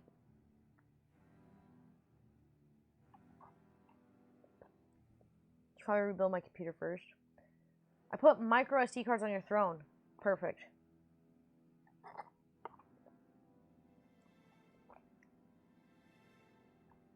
Took a day off as a precaution. That's good. I'm glad you're taking care of yourself. Because, yeah, that'll fucking kill you, dude. 100 is for ignoring the fact that I typed no instead of no. I heart you so much for not being a grammar Nazi. Yeah, I have no... Dude, I have to read hundreds and hundreds of messages a day. Like, I try so hard to just be like, this is what they meant. And, like, I fuck it up a lot, but... Here for you, bro. Homie would be losing hair pouring reckless. What? RE20, Scarlet Interface, Cloud Lifter, Road Boom, etc.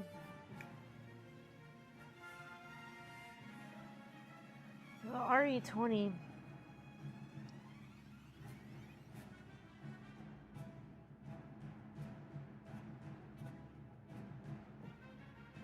RE20s are actually really nice.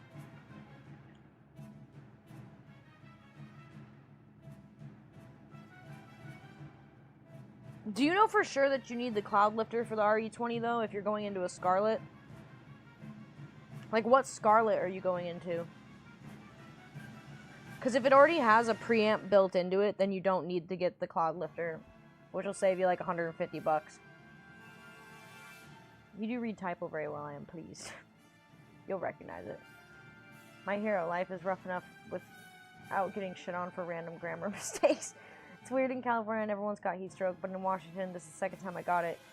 Architecture being built to hold in the heat, or I'm getting old. It's also, like, really dry. Probably don't need the Cloud Lifter, but I want to be able to talk softly, and those dynamic mics can be power hungry. I would try and roll without the Cloud Lifter at first.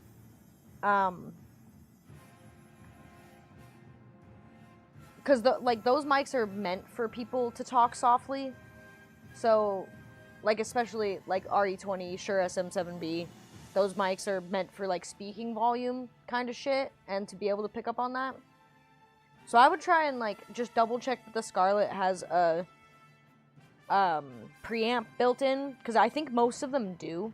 So I would check that it has a preamp built in, because you might not even need, honestly, you might not even need the preamp. Like, do you need phantom power? Like, I don't know what... I mean, it's dynamic, so I don't think it does need... Does RE20 need phantom power? Phantom power is such a cool word. It does not use phantom power.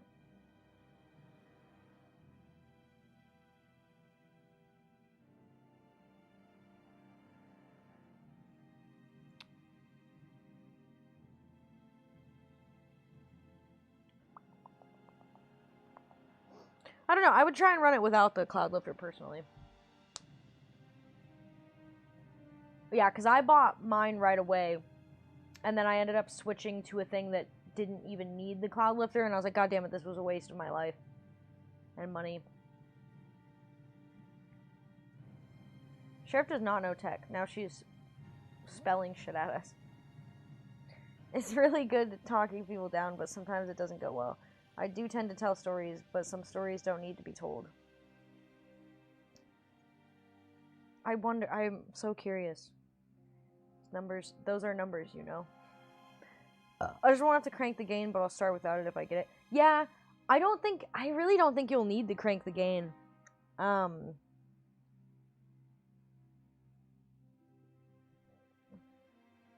Let me see.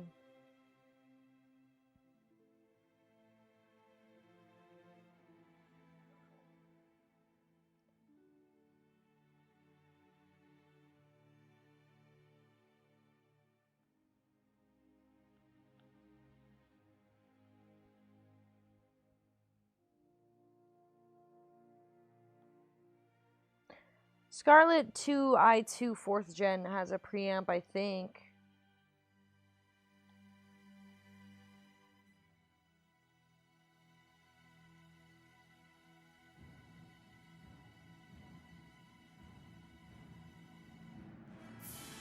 Yeah, no, these all have preamps built in, so you should be fine. Especially, yeah, I would say that you would be fine without it, and you wouldn't have to crank the gain. A lot of it is a mic technique thing, though. Like, you do have to have your mouth, like, pretty close to microphones and stuff. Yeah, the 2i2, you should be running pretty set.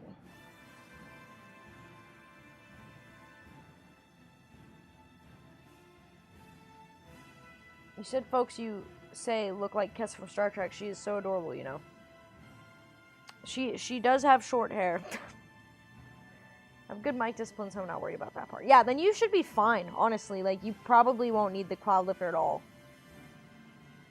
I'm just hijacking chat. No. I like talking about music gear. It's fun. Yeah, I would think that you would be fine without it.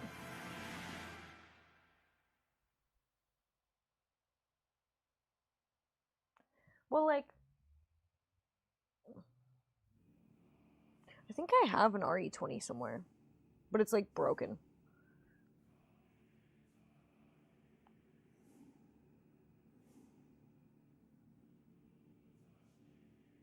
Lend me some manners.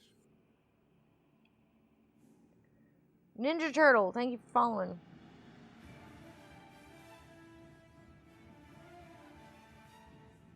$62 dBs of gain.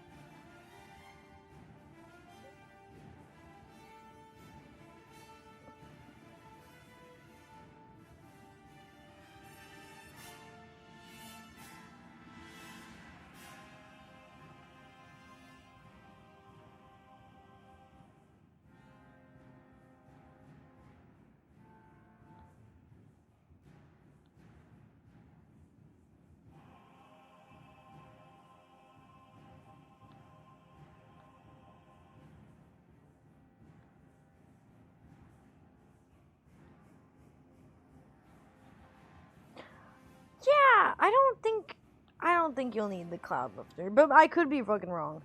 I don't know. I also had I had problems with one of my Scarlets where, like, even with the cloud lifter I couldn't fucking hear anything, so I don't know.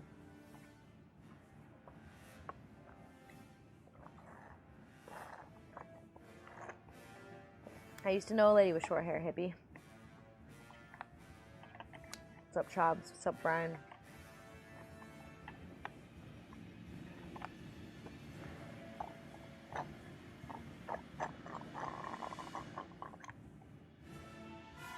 Okay. We have eaten the apple juice. This music is too loud.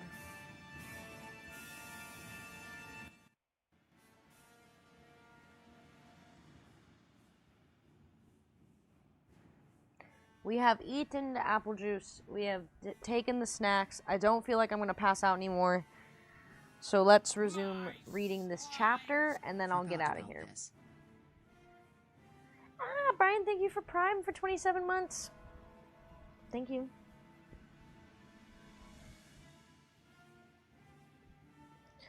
I hope you have been well.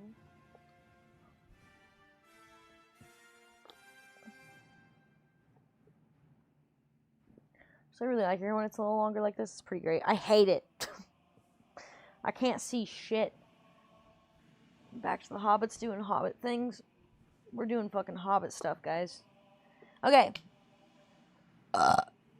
We're resuming Lord of the Rings, Two Towers.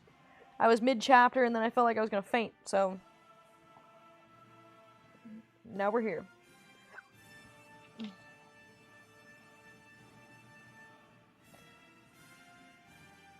Now do I most grudge a time of rest or any halt in our chase, said Legolas. The orcs have run before us, as if the whips of Sauron were behind them. I fear they have already reached the forest and the dark hills, and even now are passing into the shadows of the trees. Gimli ground his teeth. This is a bitter end of our hope and to all our toil. Sorry, there's like parts of this book that like the letters are not printed correctly. To hope maybe, but not to toil, said Aragorn. We shall not turn back here, yet I am weary. He gazed back along the way that they had come towards the night gathering in the east. There is something strange at work in this land. I distrust the silence. I distrust even the pale moon. The stars are faint, and I am weary as I have seldom been before, weary as no ranger should be with a clear trail to follow. There is some will that lends speed to our foes, and sets an unseen barrier before us, a weariness that is in the heart more than in the limb. Truly, said Legolas, that I have known since we first came down from Emyn Muil. For the will is not behind us but before us.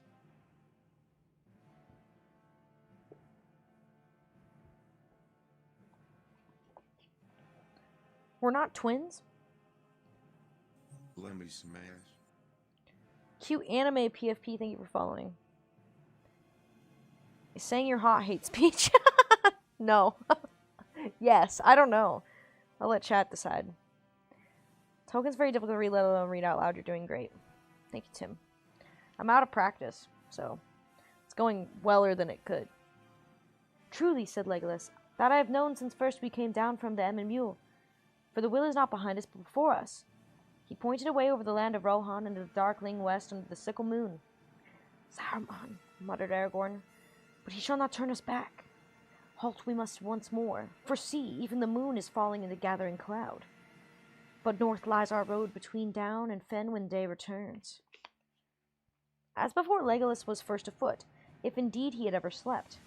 Awake, awake, he cried. It is a red dawn. Strange things await us by the eaves of the forest. Good or evil I do not know, but we are called. Awake! The others sprang up, and almost at once they set off again. Slowly the downs grew near. Still an hour before noon when they reached them, green slopes rising to bare ridges and ran in a line straight towards the north. At their feet the ground was dry and the turf short, but a long strip of sunken land, some 10 miles wide, lay between them and the river wandering deep in dim thickets of reed and rush.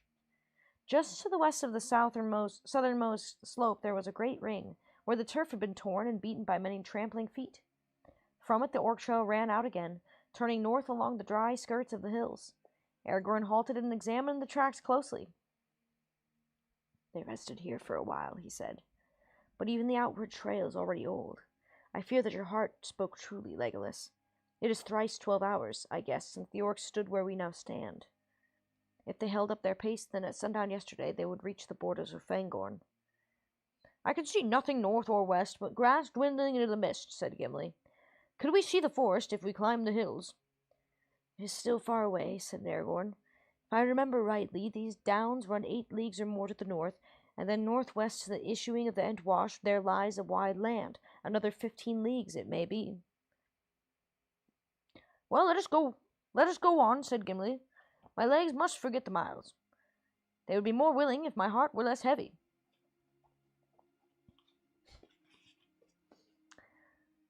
The sun was sinking when at last they drew near to the end of the lines of downs.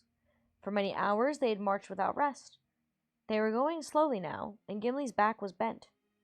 Stone-hard are the dwarves in labor or journey, but this endless chase began to tell on him, as all hope failed in his heart. Aragorn walked behind him, grim and silent, stooping now and again to scan some print or mark upon the ground. Only Legolas still stepped as lightly as ever, his feet hardly seeming to press the grass, leaving no footprints as he passed. But in the way-bread of the elves he found all the sustenance that he needed, and he could sleep. If sleep it could be called by men, resting his mind in the strange paths of elvish dreams, even as he walked open-eyed in the light of this world. What? I forgot about that. Let us go up on this green hill, he said. Warily they followed him, climbing the long slope, until they came out upon the top. It was a round hill, smooth and bare, standing by itself in the most northerly of the downs. The sun sank, and the shadows of evening felt like a curtain. They were alone in the grey, formless world, without mark or measure. Only far away northwest there was a deeper darkness against the dying lands, the mountains of mist and the forest at their feet. My music stopped. I'm upset.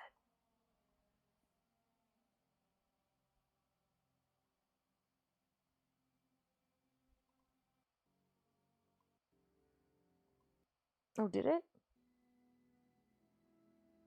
It did not. Okay. Nothing can we see to guide us here, said Gimli. Now we must halt again and wear the night away. It is growing cold. The wind is north from the snows, said Aragorn. And ere morning it will be in the east, said Legolas. But rest if you must, yet do not cast all hope away. Tomorrow is unknown.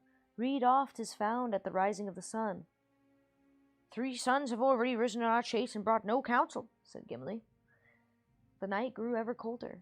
Aragorn and Gimli slept fitfully, and whenever they awoke they saw Legolas standing beside them, or walking to and fro, singing softly to himself in his own tongue. As he sang, the white stars opened in the hard black vault above. So the night passed. Together they watched the dawn grow slowly in the sky, now bare and cloudless, until at last the sunrise came. It was pale and clear. The wind was in the east, and all mists had rolled away. Wide lands lay bleak about them in the bitter light. Ahead and eastward they saw the windy uplands of the wold of Rohan, and they had already glimpsed many days from the great river. Northwestward stalked the dark forest of Fangorn. Still 10 leagues away stood its shadowy eaves, and its further slopes faded into the distant blue. Beyond there glimmered far away, as if floating on a grey cloud, the white head of the Methedras, the last peak of the misty mountains. Out of the forest the Entwash flowed to meet them, its stream now swift and narrow, and its banks deep cloven. The York Trail turned from the downs towards it. Following this with keen eyes, the trail to the river, and then the river back towards the forest, Aragorn saw a shadow on the distant green, a dark, swift-moving blur. He cast himself upon the ground and listened again intently. But Legolas stood beside him, shading his bright elven eyes with his long, slender hand, and he saw not a shadow nor a blur, but the small figures of horsemen, many horsemen, and the glint of morning on the tips of their spears, like a twinkle of minute stars beyond the edge of mortal sight. Far behind them, a dark smoke rose in thin, curling threads. There was a silence in the empty fields, and Gimli could hear the air moving in the grass. "Riders!" cried Aragorn, springing to his feet. "Many riders' swift steeds are coming towards us." "Yes," said Legolas. "There are 105. Yellow is their hair, and bright are their spears. Their leader is very tall." Aragorn smiled. "Keen are the eyes of the elves," he said. "Nay, the riders are little more than 5 leagues distant," said Legolas. 5 leagues or not," said Gimli, "we cannot escape them in this bare land. Shall we wait for them here, or go on our way?" "We will wait," said Aragorn. "I am weary, and our hunt has failed, or at least others were before us, for these horsemen are riding back down the York Trail. We may get news from them." "Or spears," said Gimli. "There are 3 empty saddles, but I see no hobbits," said Legolas. "I did not say that we would hear good news," said Aragorn, "but evil or good, we will await it here."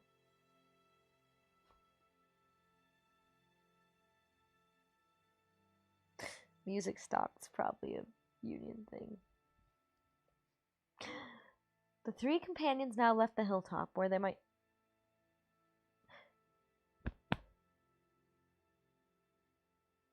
I have to burp. It's not happening, though.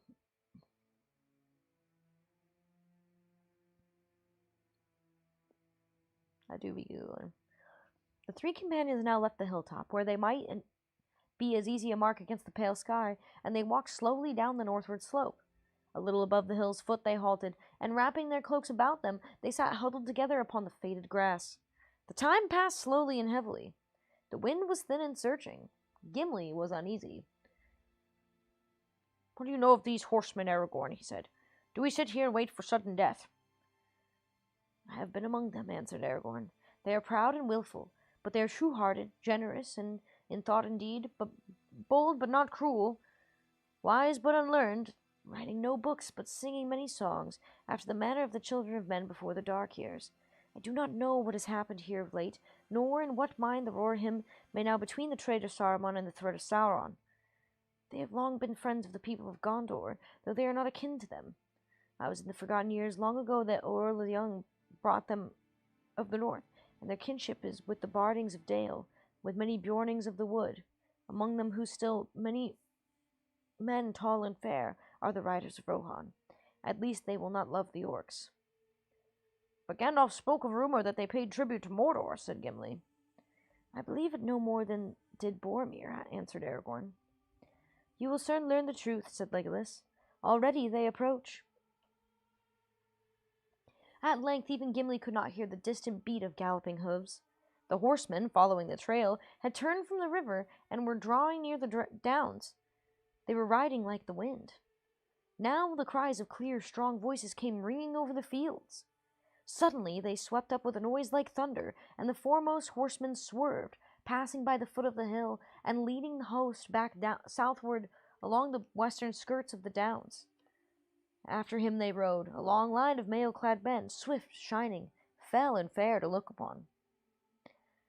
Their horses were of great stature, strong, clean-limbed. Their grey coats glistened. Their long tails flowed in the wind. Their manes were braided on the... It's good timing. Their manes were braided on their proud necks.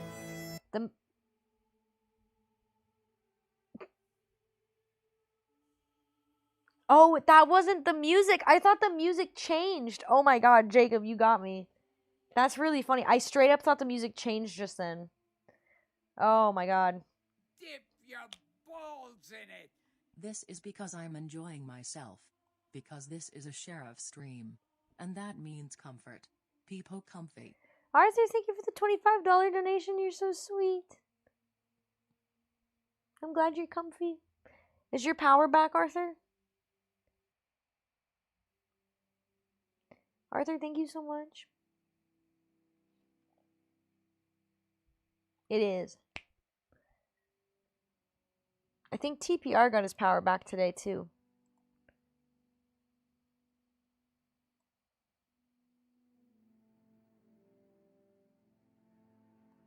This music is a lot quieter.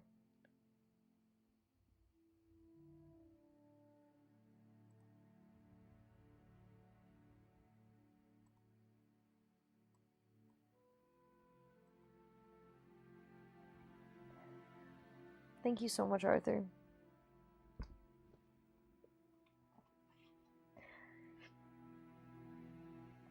Don't trip the breakers.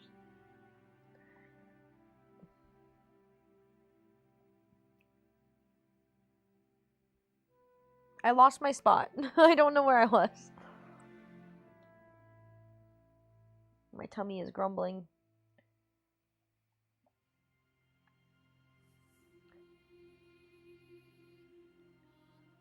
Their horses were of great stature, strong and clean-limbed. Their grey coats glistened. Their long tails flowed in the wind. Their manes were braided on their proud necks. The men that rode them matched them well. Tall and long-limbed, their hair, flaxen pale, flowed under their light helms, and streamed in long braids behind them. Their faces were stern and keen. In their hands were tall spears of ash. Painted shields were slung on their backs. Long swords were at their belts. Their burnished shirts of mail hung down upon their knees. In pairs they galloped by, and though every now and then one rose in its stirrups and gazed ahead to either side, they appeared not to perceive the three strangers sitting silently and watching them. The host had almost passed when suddenly Aragorn stood up and called in a loud voice, "What news from the north, riders of Rohan?" With astonishing speed and skill, they checked their steeds, wheeled, and came charging round. Soon the three companions found themselves in a ring of horsemen moving in a running circle, up the hill slope behind them and down, round and round them, and drawing ever inwards. Aragorn stood silent, and the other two sat without moving, wondering what way things would turn. Without a word or cry, suddenly the riders halted. A thicket of spears were pointed towards the strangers, and some of the horsemen had bows in hand, and their arrows were already fitted into the string. Then one rode forward, a tall man, taller than the rest. From his helm, as a crest, a white horse tail flowed. He advanced until the point of his spear was within a foot of Aragorn's breast. Aragorn did not stir.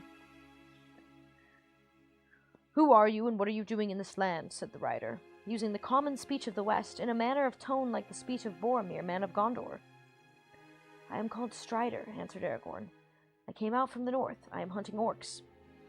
The rider leaped from his horse, giving his spear to another who rode up and dismounted at his side. He drew his sword and stood out face to face with Aragorn, surveying him keenly, and not without wonder. At length he spoke again.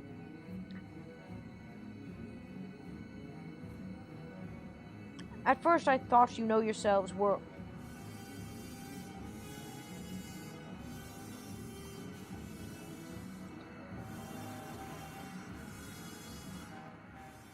I can't win with the music, dude. It's so loud. Okay. It's too quiet, it's too loud, it's too quiet. We're meeting Rohan, yeah. It kind of works. It just gets so loud I can't even hear myself think. "At first I thought you yourselves were orcs," he said, "but now I see that that is not so. Indeed, you know little of orcs, if you go hunting them in this fashion. They were swift and well armed, and they were many. You would have changed from hunters to prey if you've even overtaken them. But there is something strange about you, Strider." He bent his clear, bright eyes again upon the ranger. "That is no name for a man that you give, and strange, too, is your raiment. Have you sprung out of the grass? How did you escape our sight? Are you elvish folk?" "No," said Aragorn. "One only of us is an elf, Legolas from the woodland realm to distant Mirkwood. But we have passed through Lothlorien, and the gifts of favor of the lady go with us." The rider looked at them with renewed wonder, but his eyes hardened. "Then there is a lady in the Golden Wood, as tales tell," he said. "Few escape her nets, they say. These are strange days. But if you have her favor, then you are also net weavers and sorcerers, maybe." He turned a cold glance suddenly upon Legolas and Gimli. "Why do you not speak, silent ones?" he demanded. Gimli rose and planted his feet firmly apart. His hand gripped the handle of his axe. Should have done that. And his dark eyes flashed. "Give me your name, Horsemaster, and I will give you mine. And more besides," he said. "As for that," said the rider, staring down at the dwarf, "the stranger should declare himself first. Yet I am named Émor, son of Aemond, and I am called the third marshal of the Riddermark."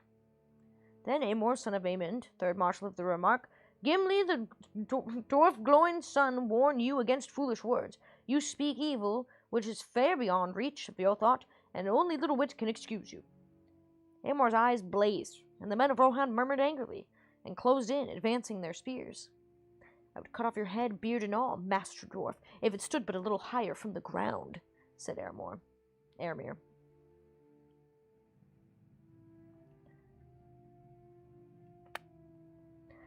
"He stands not alone," said Legolas, bending his bow and fitting an arrow with his hands that moved quicker than sight. "You would die before your stroke fell." Émor's... I don't know if I'm not saying his name right for sure. I don't even care, though.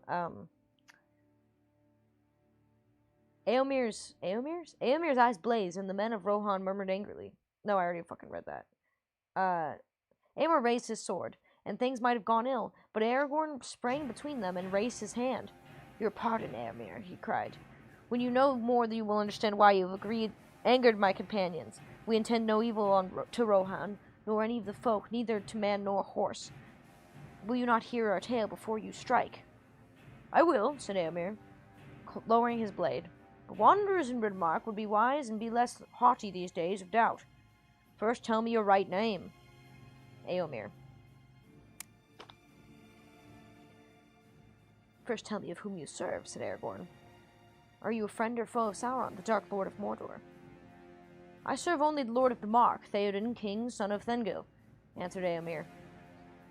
We do not serve the power of the Black Land far away, but neither are we yet at an open war with him, and if you are fleeing from him, then you would best leave this land. There is trouble now on our borders, and we are threatened.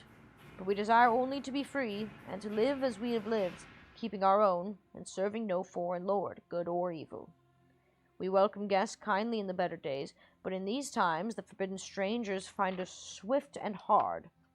Come, who are you? Whom do you serve? And whose command do you hunt orcs in our land? I serve no man, said Aragorn, but the servants of Sauron I pursue into whatever land they may go. There are few among mortal men who know more of orcs, and I do not hunt for them in this fashion out of choice. The orcs whom we pursued took captive 2 of my friends. In such need, a man has no horse will go on foot, as he will not ask for leave to follow the trail, nor will he count the heads of the enemy to save with a sword. I am not weaponless. Aragorn threw back his cloak. It's so dramatic. The elven sheath glittered as he grasped it, and the bright blade of Anduril shone like a sudden flame as he swept it out. Elendil, he cried, I am Aragorn, son of Arathorn, and I am called Elisar, the Elfstone, Dunedain, the heir of Isildur, Elendil, son of Gondor. Here is the sword that was broken and is forged again. Will you aid or thwart me? Choose swiftly. Gimli and Legolas looked at their companion in amazement, for they had not seen him in this mood before. He seemed to have grown in stature, while Éomer had shrunk, and his living face they thought a brief vision of power and majesty of king. He seemed to have grown in stature, while Éomer had shrunk, and in his living face they caught a brief vision of the power and majesty of the kings of stone. For a moment it seemed in the eyes of Legolas that a white flame flickered on the brows of Aragorn like a shining crown. Éomer stepped back and looked in awe, and a look of awe was on his face. He cast down his proud eyes. These are indeed strange days, he muttered. Dreams and legends spring out of life of the grass.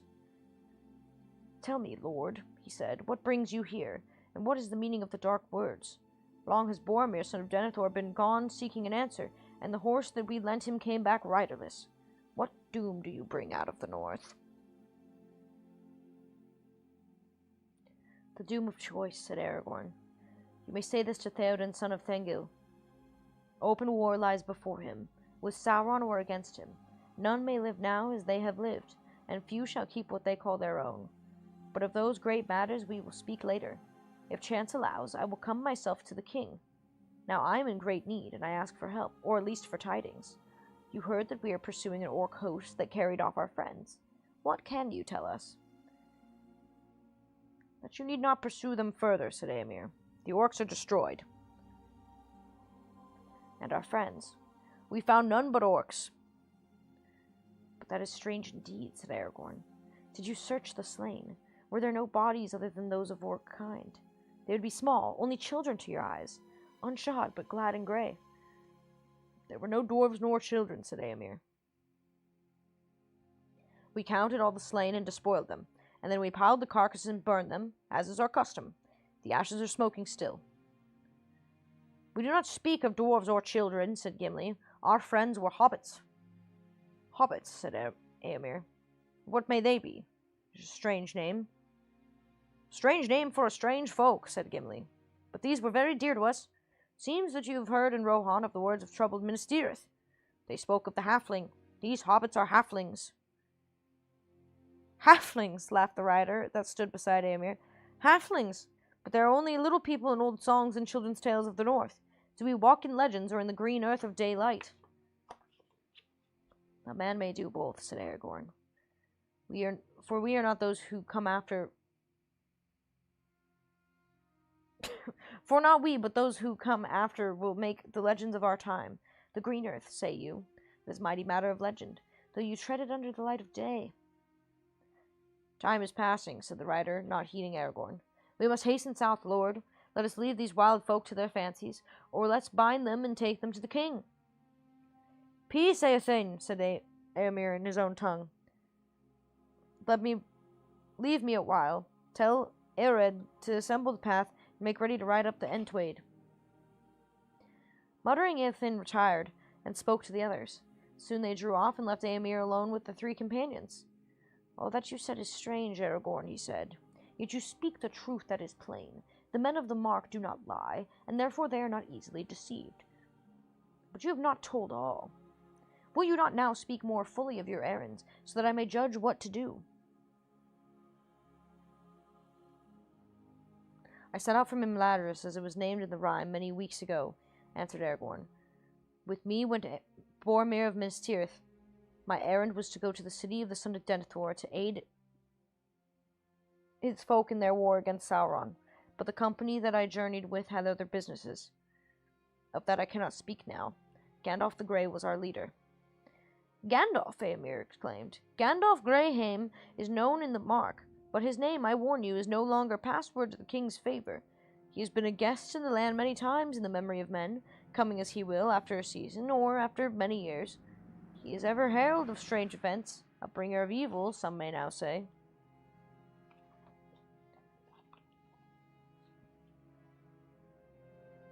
Indeed, since his last coming in the summer, all things have gone amiss. At that time, our trouble with Sauron began. Until we counted Sauron as our friend, but Gandalf came then and warned us that sudden war was preparing in Isengard. He said that he himself had been a prisoner in Orthanc, and he had hardly escaped, and that he begged for help. But Theoden would not listen to him, and he went away. Speak not the name of Gandalf loudly in Theoden's ears. He is wroth. For Gandalf took the horse that is called Shadowfax, the most precious of all the king's steeds, chief of the Mearas, which only the Lord of the Mark may ride. For the sire of their race was a great horse, Earl, who knew the speech of men. 7 nights ago Shadowfax returned, but the king's anger is not less, for now the horse is wild and will let no man handle him. Then Shadowfax has found his way alone from the far north, said Aragorn, for it was there that he and Gandalf parted.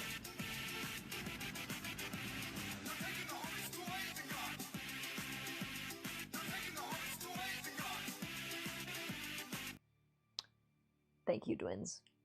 Then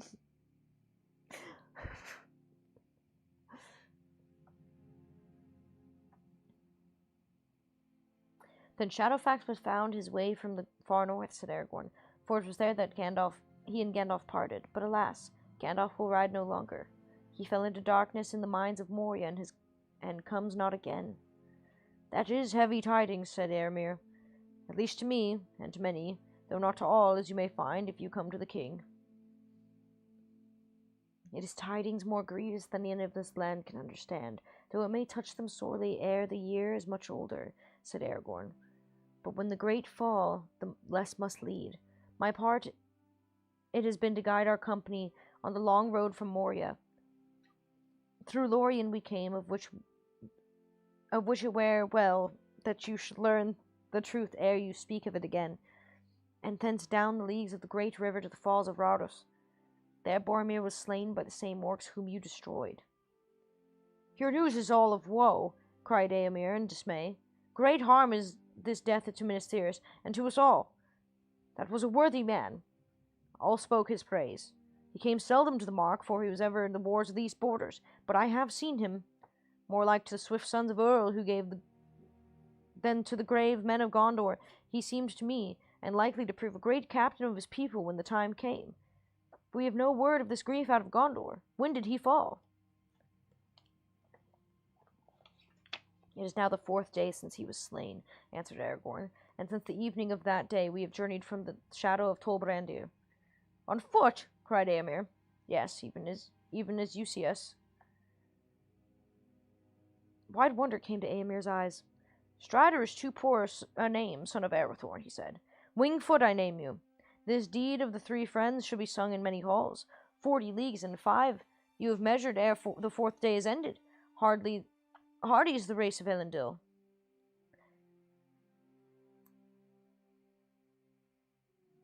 Who the fuck is saying this? But now, Lord, what would you have me do? I must return in haste to Theoden. I spoke warily before my men. It is true that we are not yet at open war with the Black Land, and there are some, close to the king's ear, that speak craven counsels. But war is coming. We shall not forsake an old alliance with Gondor, and while they fight, we shall aid them. So I say and all who hold with me, the East Mark is my charge, and the ward of Third Marshal. I have removed all our herds and herdfolk, drawing them beyond Entwash, and leaving none here but the guards and swift scouts." "Then you do not pay tribute to Sauron," said Gimli. "We do not and never have," said Éomer, with a flash of his eyes, "though it comes to my ears that the lie has been told.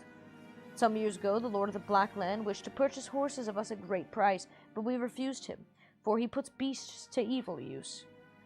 Then he sent plundering orcs, and they carry off what they can, choosing away the black horses. Few of these are now left. For that reason our feud with the orcs is bitter." I don't think it's stuck either, silent. "But at this time our chief concern is with Sauron. He has claimed lordship over this land, and there has been war between us for many months. He has taken orcs into his service, and wolf riders, and evil men, and he has closed the gap against us, so that we are likely to beset both east and west. It is ill dealing with such a foe. He's a wizard, both cunning and Dwemer crafty." What the fuck does that mean? Can someone Google what Dwemer crafty means? Dwemer crafty. What the fuck does that mean? Why have I never questioned this? I've read this book like 7 times. I have no idea what that means. "It is ill dealing with such a foe. He is a wizard, both cunning and Dwemer crafty, having many guises. He walks here and there, they say, as an old man hooded and cloaked, very like to Gandalf, as many now recall.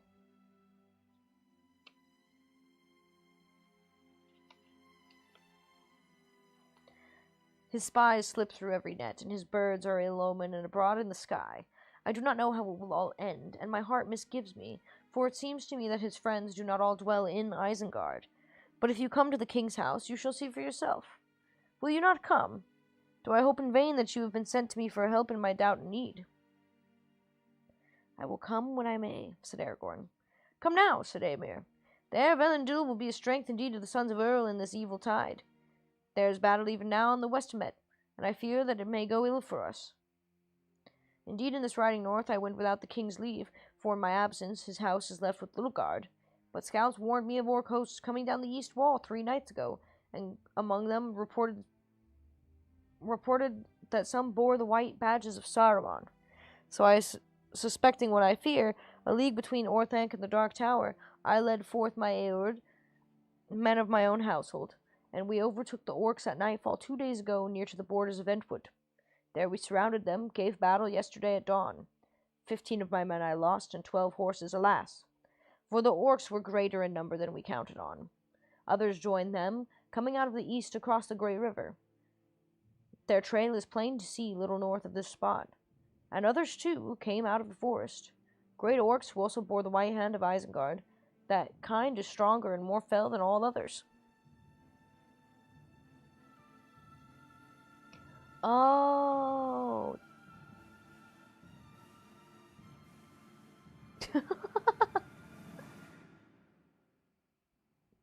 Dwemer being black magic. I see. Okay. Magic. For listeners that don't know. Dwemer crafty means magic crafty. Black magic crafty, probably.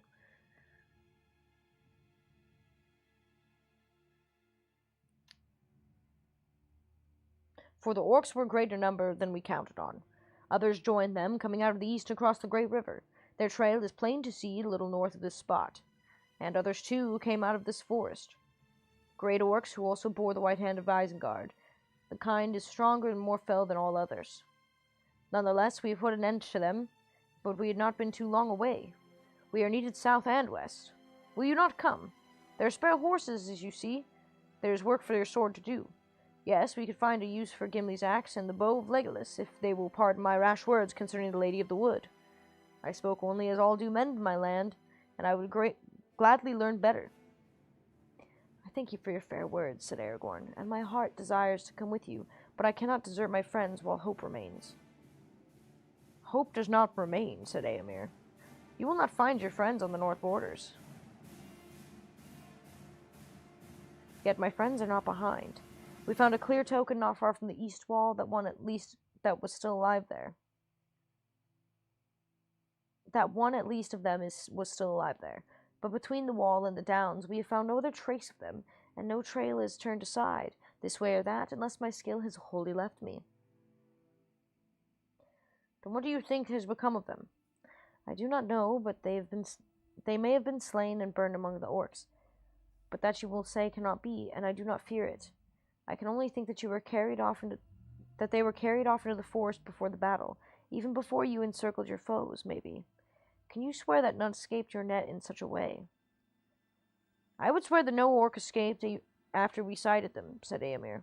We reached the forest eaves before them, and if after that any living thing broke through our ring, then it was no orc and had some elvish power.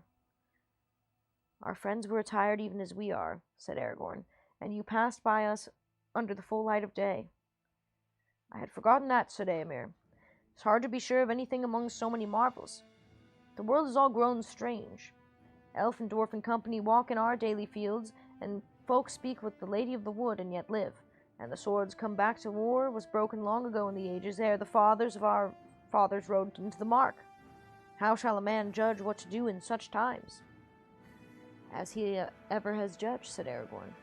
Good and ill have not changed since yesteryear, nor are they the one thing among elves and dwarves and another among men. It is a man's part to discern them, as much in the golden wood as in his own house.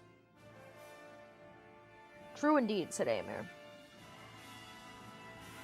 But I do not doubt you, nor the deed which my heart would do. Yet I am not free to do all as I would. It is against our law to let strangers wander at will in our land, until the king himself shall give them leave, and more strict is the command in these days of peril. I have begged you to come back willingly with me, and yet you will not. Loth I am to begin the battle of 100 against 3. This guy's an idiot. I do not think your law has made for such a chance, said Aragorn. Nor indeed am I a stranger, for I have been in this land before, more than once, and ridden with the host of Rohan, through under your name and in other guise. It's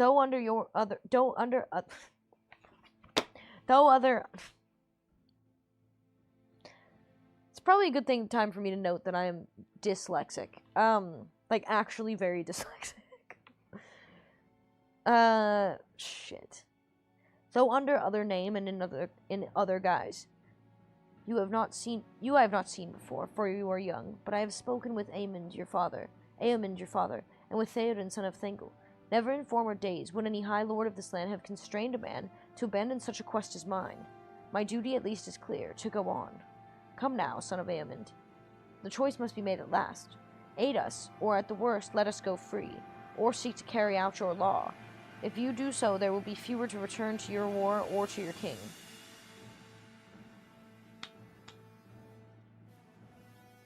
Éomer was silent for a moment, then he spoke.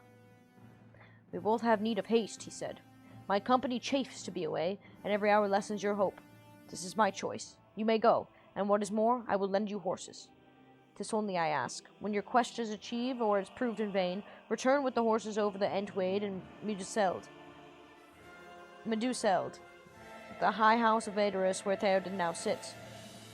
Thus you shall prove to him that I have not misjudged. In this I place myself, and maybe my very life, in keeping your good faith. Do not fail. I will not, said Aragorn. There was great wonder, and many dark, doubtful glances among his men, when Éomer gave orders that spare horses would be lent to strangers, and only Ethan dared to speak openly. It may be well enough for his lord of the race of Gondor, as he claims, he said, but who has heard of the horse of the mark being given to a dwarf? No one, said Gimli. Do not trouble, no one ever hear of it. I would sooner rather walk than sit on the back of any beast so great, free, or begrudged. She must ride now, or you will hinder us, said Aragorn. Come, you shall sit behind me, friend Gimli, said Legolas. Then all will be well, and you need neither borrow a horse nor be troubled by one. A great dark grey horse was brought to Aragorn, and he mounted it. Hasufel is his name, said Éomer. May he bear you well, and a better fortune to Garulf, his late master.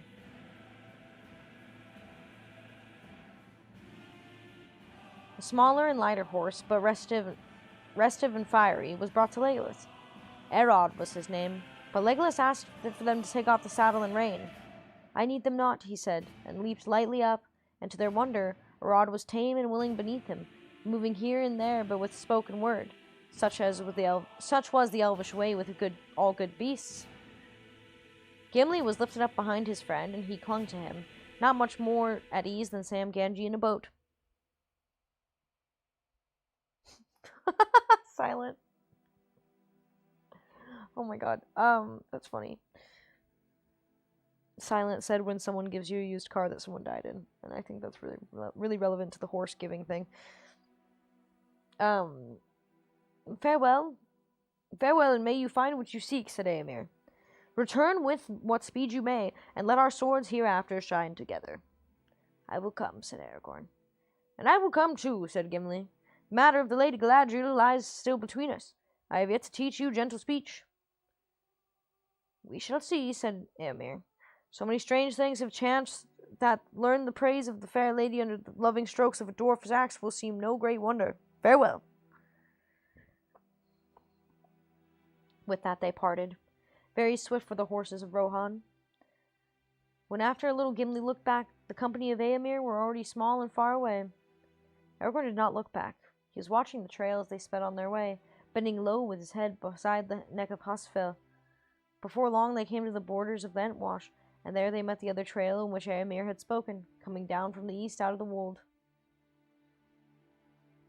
Aragorn dismounted and surveyed the ground, then leaping back into the saddle, he rode away for some distance eastward, keeping to one side and taking care not to override the footprints. Then again he dismounted and examined the ground, going backwards and forwards on foot. There's little to discover, he said when he returned. The main trail is all confused with the passage of the horsemen as they came back. Their outward course must have lain nearer the river, but this eastward trail is fresh and clear. There's no sign of any feet going the other way back towards Anduin. Now we must ride slower, and make sure that no trace or footstep branches off either side. The orcs must have been aware from this point that they were pursued. They may have made some attempts to get their captives away before they were overtaken.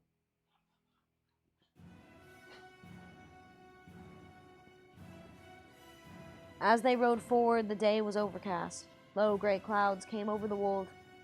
A mist shrouded the sun.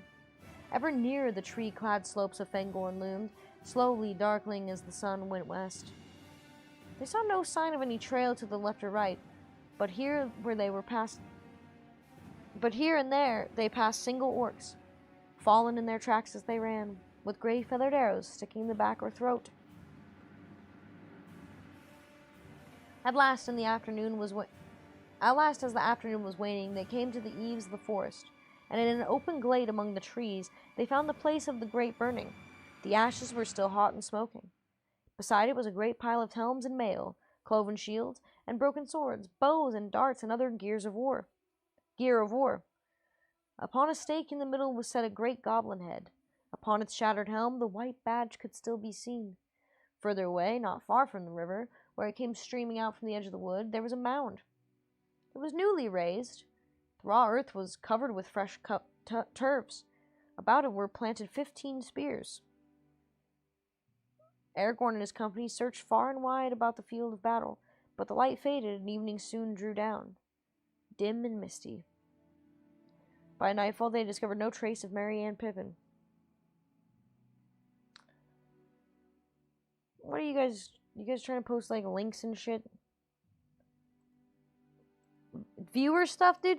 I promise you, there's nobody like the people that would buy viewers from you are people who are so not in the loop with how any of this works. You're gonna have to find a smaller stream, dude.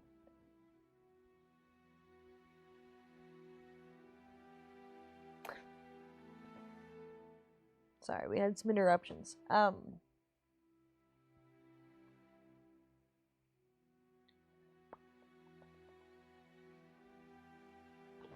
don't remember where I was. Aragorn and his companions searched far and wide about the field of battle, but the light faded, and evening soon drew down, dim and misty. By nightfall they had discovered no trace of Merry and Pippin. We can do no more, said Gimli. We can do no more, said Gimli sadly. We have been set many riddles since we came to Tol Brandir, but this is the hardest to unravel. I would guess that the burned bones of the hobbits are now mingled with the orcs. Will be hard news for Frodo, if he lives to hear it, and hard too for the old hobbit who waits in Rivendell. Elrond was against their coming.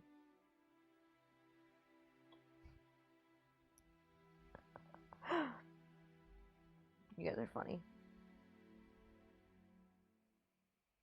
But Gandalf was not, said Legolas. But Gandalf chose to come himself, and he was the first to be lost, answered Gimli. His foresight failed him. The counsel for Gandalf was not founded on the foreknowledge of safety for himself or for others, said Aragorn. There are some things that is better to begin than to refuse, even though the end may be dark. But I shall not depart from this place yet. In any case, we must here await the morning light. A little way beyond the battlefield, they made their camp under a spreading tree. It looked like a chestnut, and it still bore many broad brown leaves of a former year. Like dry hands with long splayed fingers, they rattled mournfully in the night breeze. Gimli shivered. They had brought only one blanket apiece. Let us light a fire, he said. I care no longer for the danger. Let the orcs come as thick as summer moths round a candle. Those unhappy hobbits are astray in the woods. It might draw them hither, said Legolas. It might draw other things, neither orc nor hobbit, said Aragorn. We are near the mountain marches of the traitor Sauron. We're also on the very edge of Fangorn, and it is perilous to touch the trees of that wood, it is said. But the Rohirrim made a great burning here yesterday, said Gimli, and they felled trees for that fire, as can be seen. Yet they passed the night after safely here, when their labor ended. They were many, said Aragorn, and they do not heed the wrath of Fangorn, for they come here seldom, and they do not go under the trees. But our paths are likely to lead us into the very forest itself, so have care. Cut no living wood. Certainty of death, small chance of success. What are we waiting for? Thank you, twins.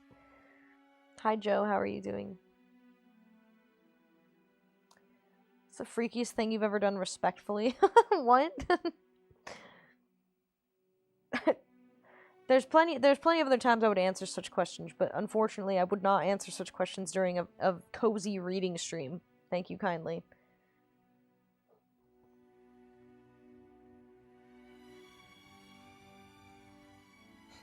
I also like this just led with respectfully. I don't know, that's... What's up, Warpstone?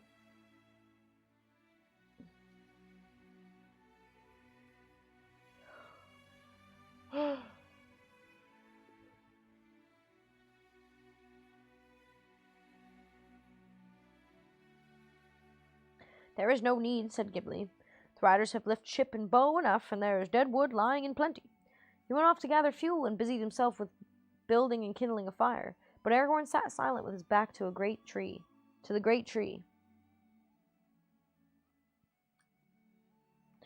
That yawn really screwed me up.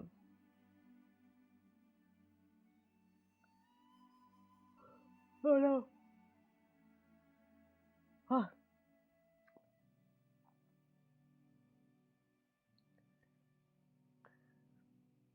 Aragorn sat silent with his back to the great tree, deep in thought, and Legolas stood alone in the open, looking towards the profound shadow of the wood, leaning forward as one who listens to voices calling from a distance. When the dwarf had a small bright blaze going, the three companions drew closer to it and sat together, shrouding the light with their hooded forms. Legolas looked up at the boughs of the tree reaching out above them. Look, he said, the tree is glad of the fire. It may have been that the dancing shadows tricked their eyes, but certainly of each of the companions the boughs appeared to be bending this way and that so as to come down above the flames, while the upper branches were stooping down, and brown leaves now stood out stiff, and rubbed together like many old cracked hands, taking comfort in the warmth. There was a silence, for suddenly the dark of the unknown forest, so near at hand, made itself felt as a great brooding presence, full of secret purpose. After a while, Legolas spoke again. Celeborn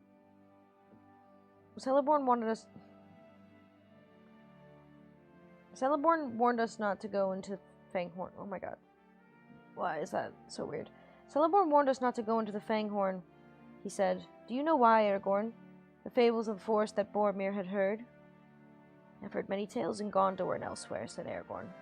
But if it were not for the woods of Celeborn, I would deem them only fables that men may have made as true knowledge fades. I had thought asking you was the truth of the matter, and if Elf of the Wood does not know, how shall a man answer? You have journeyed further than I, said Legolas. I have heard nothing of this in my own land, save only the songs that tell of the Onodrim, the men called Ents, dwelt here long ago. For Fanghorn is old, old even as elves would reckon it.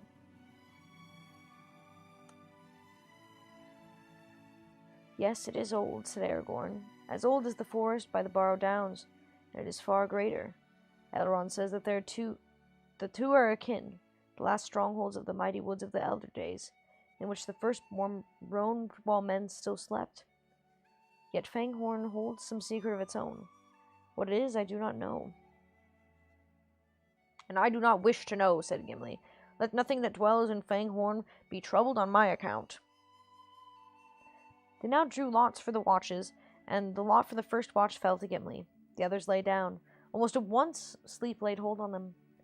Gimli, said Aragorn drowsily, remember it is perilous to cut bough or twig from living tree in Fanghorn, but do not stray far into the dead wood. Let the fire die rather. Call me at need. With that he fell asleep. Legolas already lay motionless, his fair hands folded upon his breast, his eyes unclosed, blending living night and deep dream, as is the way of the elves. Gimli sat hunched by the fire, running his thumb thoughtfully along the edge of his axe. The tree rustled. There was no other sound. Suddenly Gimli looked up, and there just on the edge of the firelight stood an old bent man, leaning on a staff and wrapped in a great cloak. His wide-brimmed hat was pulled down over his eyes. Enya, no!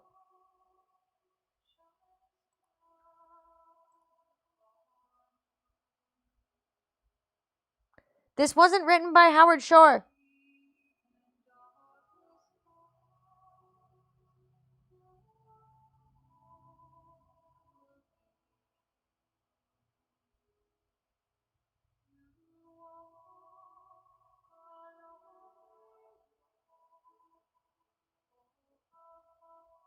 Sorry.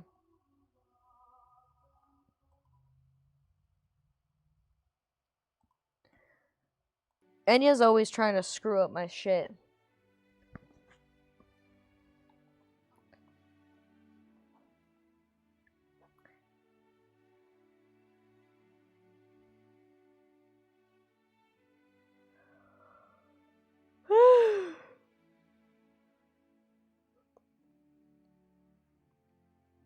Gimli sprang up, too amazed for the moment to cry out, though at once the thought flashed into his mind that Sauron had caught them.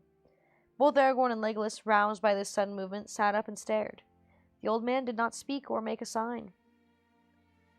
Well, father, what can we do for you? Said Aragorn, leaping to his feet.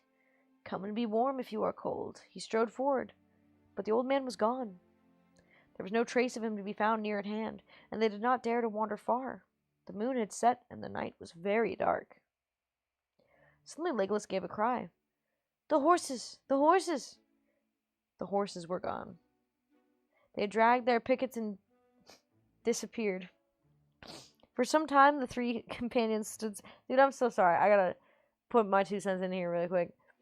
You motherfuckers spent 4 days walking. Running, even. And you're just gonna lose your horses. That's just insane. You had your horses for less than 12 hours, bro. Come on. Insanity. My bad. For some time, the three companions stood still and silent, troubled by this new stroke of ill fortune. They were under the eaves of Fangorn, and endless leagues lay between them and the men of Rohan, their only friends in this wide and dangerous land. As they stood, it seemed that they heard, far off in the night, the sound of horses whinnying and neighing. Then all was quiet again, except for the cold rustle of the wind. Well, they are gone, said Aragorn at last. We cannot find them or catch them, so that if they do not return of their own will, we must do without. We started on our feet, and we have those still. Feet, said Gimli. We cannot eat them as well as walk on them. Threw some fuel on the fire and slumped down beside it. A few hours ago you were unwilling Only a few hours ago you were unwilling to set on the horse of Rohan, laughed Legolas. You will make a rider yet? Seems unlikely that I shall have the chance, said Gimli. If you wish to know what I think, he began again after a while, I think it was Saruman. Who else? Remember the words of Boromir. He walks about like an old man hooded and cloaked. Those were the words. He's gone off with our horses, scared them away, and here we are. There's more trouble coming to us, mark my words. I marked them, said Aragorn, but I marked also this old man and had a hat, not a hood. Still, I do not doubt that you guessed right, and that we are still in peril here, by night or day. Yet in the meantime, there is nothing that we can do but rest, while we may. I will watch for a while now, Gimli. I have more heed of that thought than of sleep. The night passed slowly.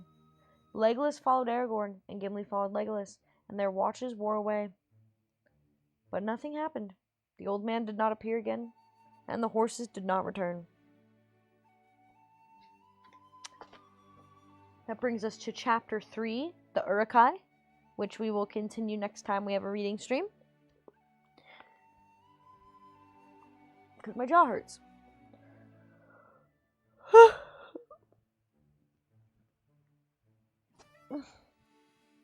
And I'm sleepy.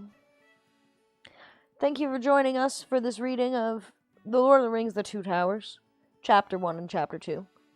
The next reading stream, we will commence on Chapter 3, the Uruk-hai, and I hope to see you there. If you would like to listen to more readings live, we are on stream Monday, Tuesday, and Thursday at 1 p.m. Pacific Time on YouTube and on Twitch. And I would love to see you there. If you are interested only in reading, the reading ends here, and now we will be bantering for some time. But thank you for coming.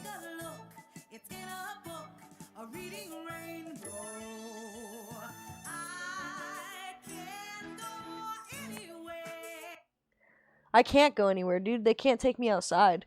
I'm literally, like, trapped in here. They actually put me in here, like, 12 years ago, and I haven't walked out since.